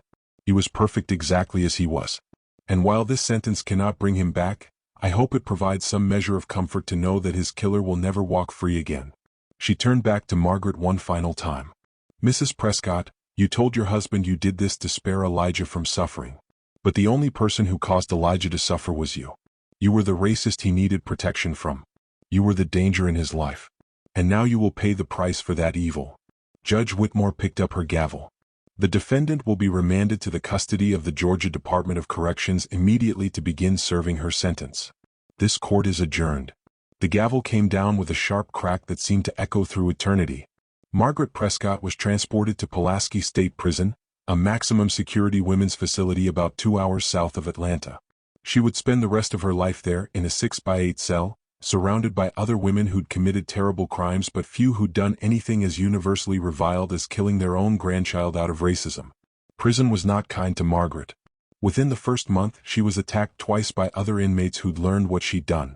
Even hardened criminals, women who'd killed their abusive husbands, who'd been involved in drug trafficking that resulted in deaths, who'd committed armed robberies, looked at Margaret with disgust. "You killed a baby because he was too black?" one inmate said before spitting in Margaret's face. "You're lower than dirt." Margaret spent most of her time in protective custody, isolated from the general population for her own safety. She had no visitors. Sarah and Marcus wanted nothing to do with her, and her former friends from the Junior League had all disappeared once the guilty verdict came down. William Prescott died 3 months after Margaret's sentencing. His suicide attempt had left him with permanent brain damage, and he'd spent his final months in a psychiatric facility, barely aware of his surroundings. When he died, officially of a heart attack but really of a broken heart and unbearable guilt, no one held a funeral. Sarah couldn't bring herself to mourn the man who'd enabled her mother's racism for 40 years, even though she knew intellectually that he wasn't responsible for what Margaret had done. Sarah and Marcus moved out of their house in Grant Park. Too many memories. Too many rooms that echoed with Elijah's absence. They relocated to a smaller house in Decatur, closer to Marcus's parents, and tried to rebuild their shattered lives. Sarah never returned to teaching. She couldn't be around children. Every child she saw reminded her of Elijah, of what he should have been at 4, at 5, at 6. Instead, she eventually found work as a curriculum developer, creating educational materials from home where she didn't have to face classrooms full of living, breathing reminders of her loss. Marcus stayed at his job but threw himself into advocacy work. He joined an organization called Parents of Children Lost to Hate Crimes, speaking at conferences and schools about Elijah's story, about how racism doesn't just manifest in police shootings and discriminatory policies but can poison families from within. "My son was killed by racism," Marcus would say in his speeches. Not by a stranger in a hood, not by a cop with a gun, but by his own grandmother who couldn't accept that he was black. And if racism can do that, if it can make a grandmother murder her own grandchild, then we need to understand how deeply it's embedded in our society. His speeches were powerful and devastating. People would approach him afterward, crying, telling him how sorry they were, asking how they could help. Some would confess their own struggles with prejudice, their own fears about having mixed-race grandchildren, their own journey toward examining their biases. "Thank you for being honest," Marcus would tell them. "That's the first step. Acknowledging the racism within yourself. The second step is doing the work to change. And the third step is never, ever letting it harm anyone, especially not children who trust you to love them." Diane and Ron Morrison became Sarah and Marcus's anchors.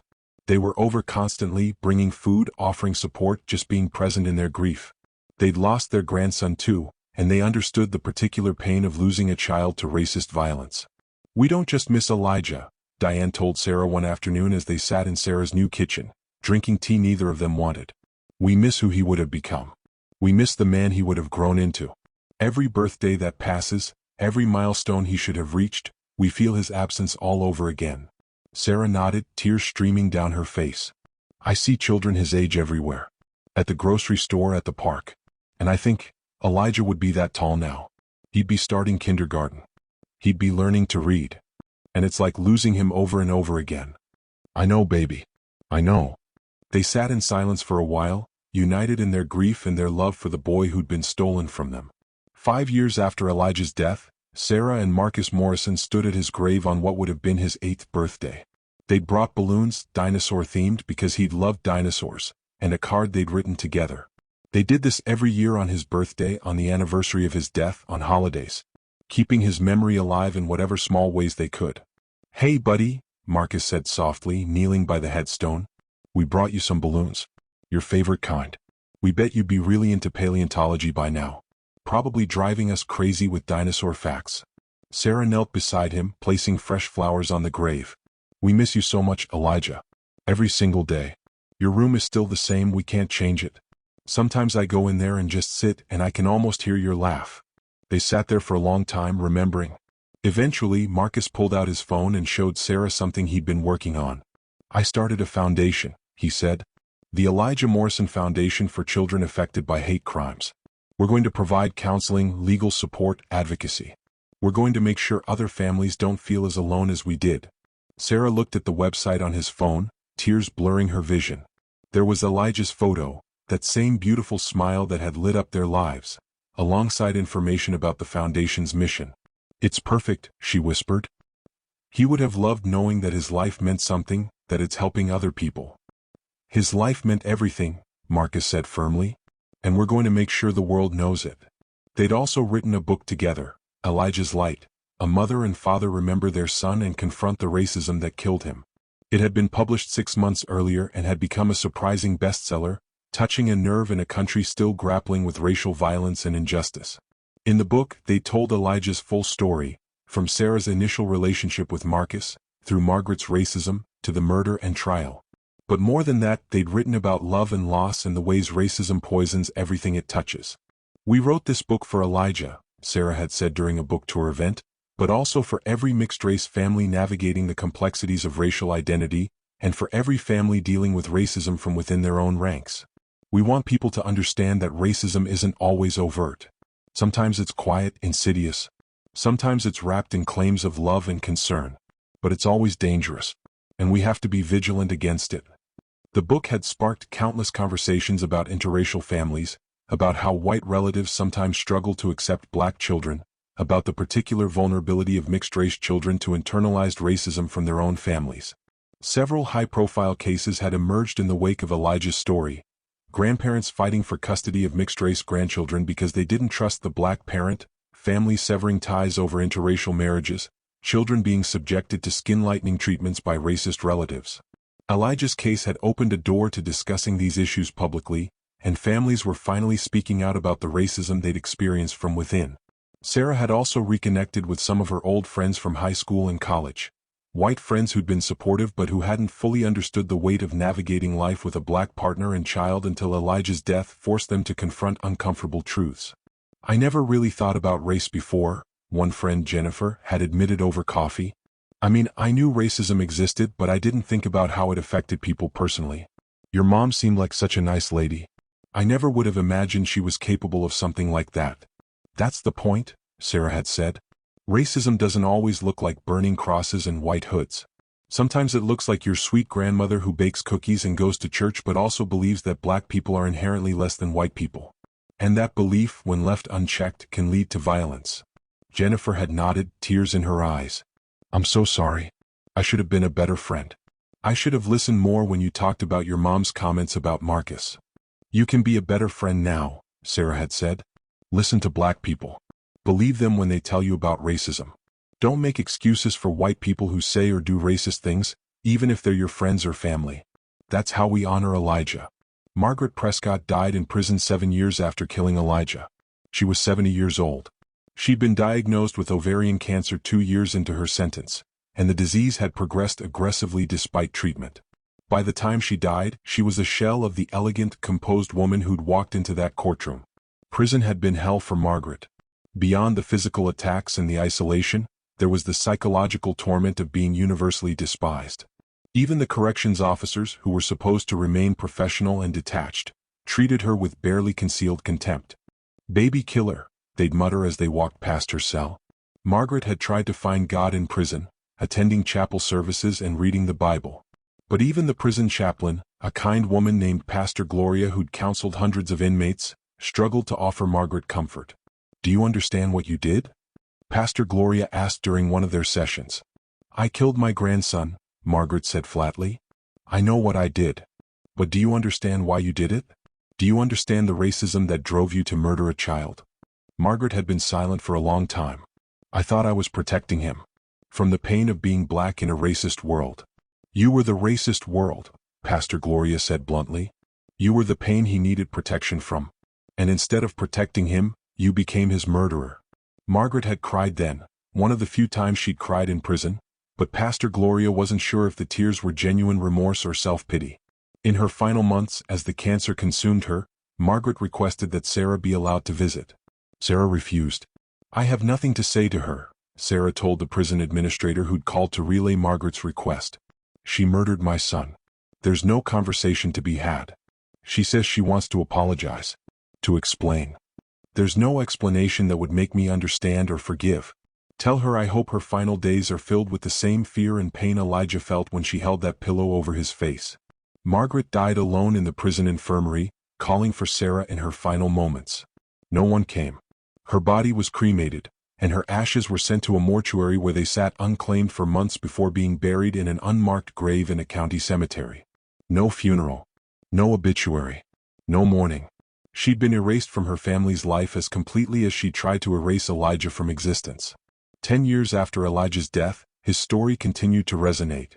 The Elijah Morrison Foundation had grown into a national organization, providing resources and support to hundreds of families affected by hate crimes. They'd helped pass legislation in Georgia mandating harsher penalties for crimes against children motivated by racial hatred. They'd created educational programs for schools about confronting racism within families. Marcus gave his 100th speech at a conference in Washington, D.C., standing before an audience of activists, educators, and lawmakers. "My son would have been 13 years old today," he began, his voice steady but emotional. "He'd be in middle school, probably still obsessed with dinosaurs, maybe playing basketball like his old man.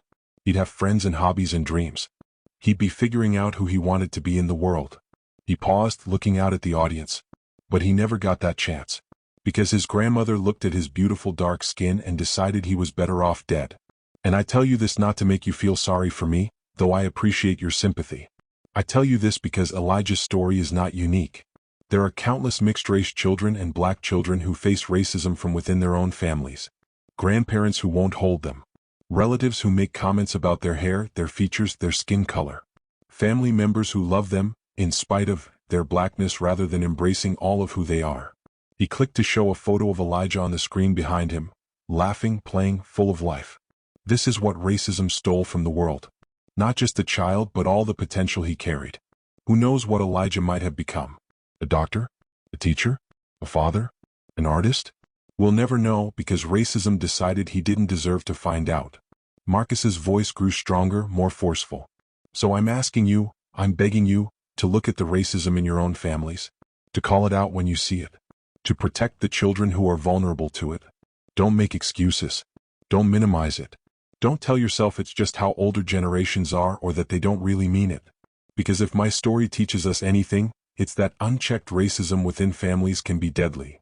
The audience gave him a standing ovation that lasted several minutes. Sarah, watching from the front row, felt a complicated mix of emotions. Pride in Marcus for turning their tragedy into advocacy. Grief that would never fully heal. And a fierce determination to make sure Elijah's death meant something, changed something, saved other children from similar fates.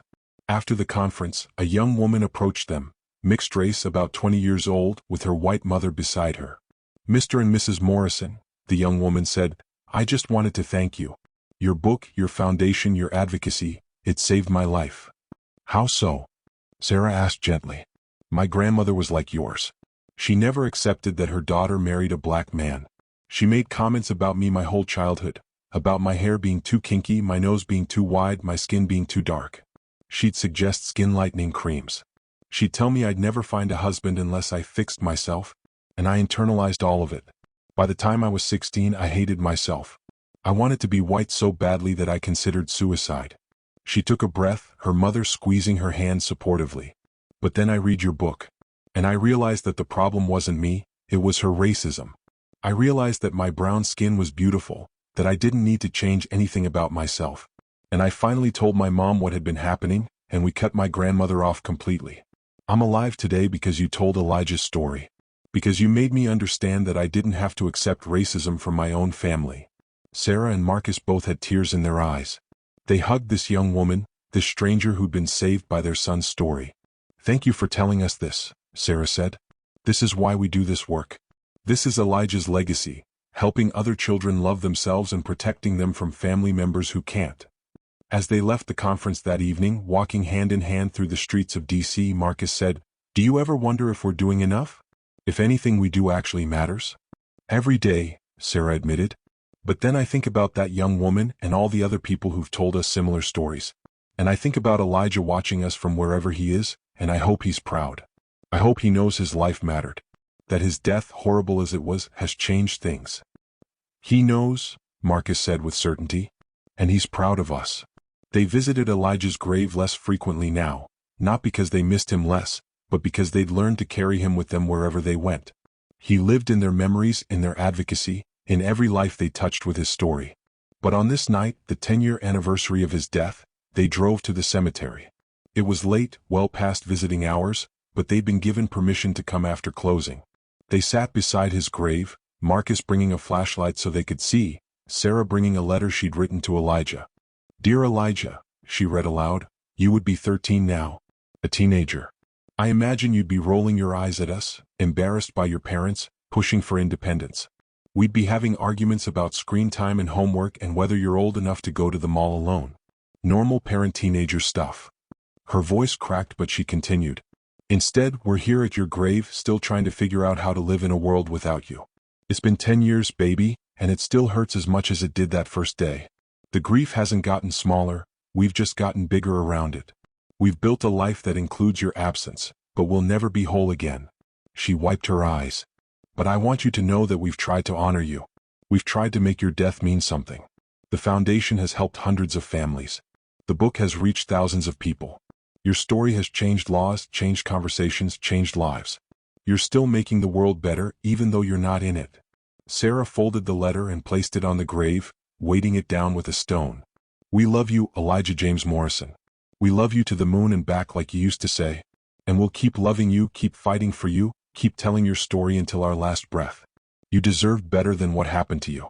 But we promise, that your life will always matter." They sat there in silence as the night deepened around them, two parents who'd lost everything and somehow found a way to keep living, keep fighting, keep loving the son who'd been stolen from them by the very racism his grandmother should have protected him from. 15 years after Elijah Morrison's death, Sarah and Marcus stood in the Georgia state capitol, watching as Governor Michael Chen signed the Elijah Morrison Protection Act into law. The legislation made it a specific crime to harm a child based on their racial identity, with enhanced penalties when the perpetrator was a family member. It also mandated training for social workers and teachers to recognize signs of racist abuse within families, and provided funding for counseling and support services. "This law will protect children like Elijah," Governor Chen said at the signing ceremony. "Children who should be safe in their own families but who face racism from the very people who are supposed to love them unconditionally. We're sending a clear message. Georgia will not tolerate violence against children, especially violence motivated by racial hatred." Sarah and Marcus were given the ceremonial pens used to sign the bill. They held them tightly, thinking about Elijah, about the price that had been paid for this moment. After the ceremony, they were approached by dozens of people with stories, mixed-race adults who'd experienced racism from white relatives, parents worried about how their own parents would treat their biracial children, educators who'd witnessed racist behavior within families but hadn't known how to intervene. "Your son's story changed my life," one white grandmother told Sarah, crying. "When my daughter married a black man, I struggled with it. I'm ashamed to admit that now, but it's true. I had all these fears and prejudices I'd never examined. And then I read about Elijah, and I realized I could either choose love or choose hate. I chose love. My grandson is 3 years old now, and he's the light of my life. I look at his beautiful brown skin and I thank God for him every day. And I thank you for sharing your story because it saved me from becoming like your mother." Sarah hugged her, both women crying. "Thank you for doing the work. Thank you for choosing love." As they left the Capitol building, Marcus put his arm around Sarah. "We did it, babe. Elijah's name is now part of Georgia law. He's going to protect children forever." "I wish he was here to see it," Sarah said. "He is. I feel him every day. In every life we touch, every family we help, every law we help pass. He's still here, still making the world better." They drove home to their house in Decatur, where Diane and Ron were waiting with dinner. The four of them had become inseparable over the years, bound together by shared grief and shared love for the boy they'd all lost. Over dinner they told stories about Elijah, his funny little phrases, his obsession with dinosaurs, the way he'd give bear hugs that knocked people over. "Remember when he tried to dig for dinosaur bones in the backyard?" Ron said, laughing. "He was so convinced he was going to find a T-Rex skull. He dug up half the garden," Diane added. Sarah was so mad, but Elijah looked so proud of himself that we couldn't stay angry. These stories had been told hundreds of times over the years, but they never got old. They kept Elijah alive in memory, kept him present in their lives. That night, Sarah stood in Elijah's room, which she'd finally been able to pack up 2 years earlier, though she kept his favorite things. His stuffed elephant, his dinosaur books, photos covering every wall. "We did good today, baby," she whispered to the empty room. "Your grandmother tried to erase you from existence because she couldn't accept your beautiful black skin. But instead you've become immortal. Your name is on a law. Your story has changed thousands of lives. You've protected children who will never even know your name. That's your legacy, Elijah. Not the hate that killed you, but the love that survived you." She kissed her fingers and pressed them to his photo, that same smiling picture that had been shown in the courtroom, that appeared on the Foundation's website, that would forever capture him as he was, joyful, innocent, perfect. "I love you to the moon and back," she whispered.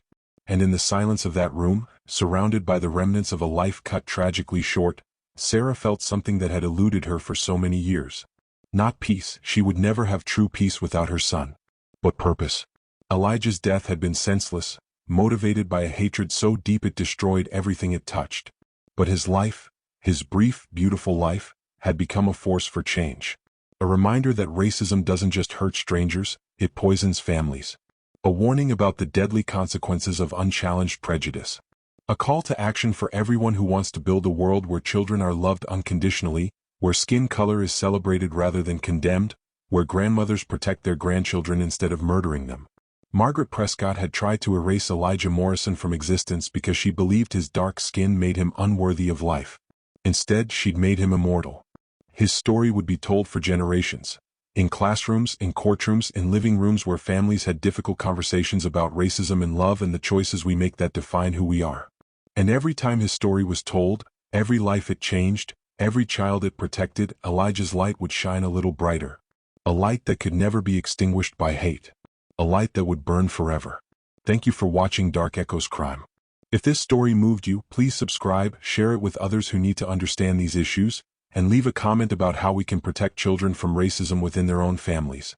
Until next time, remember, love is louder than hate, and every child deserves to grow up knowing they are perfect exactly as they are.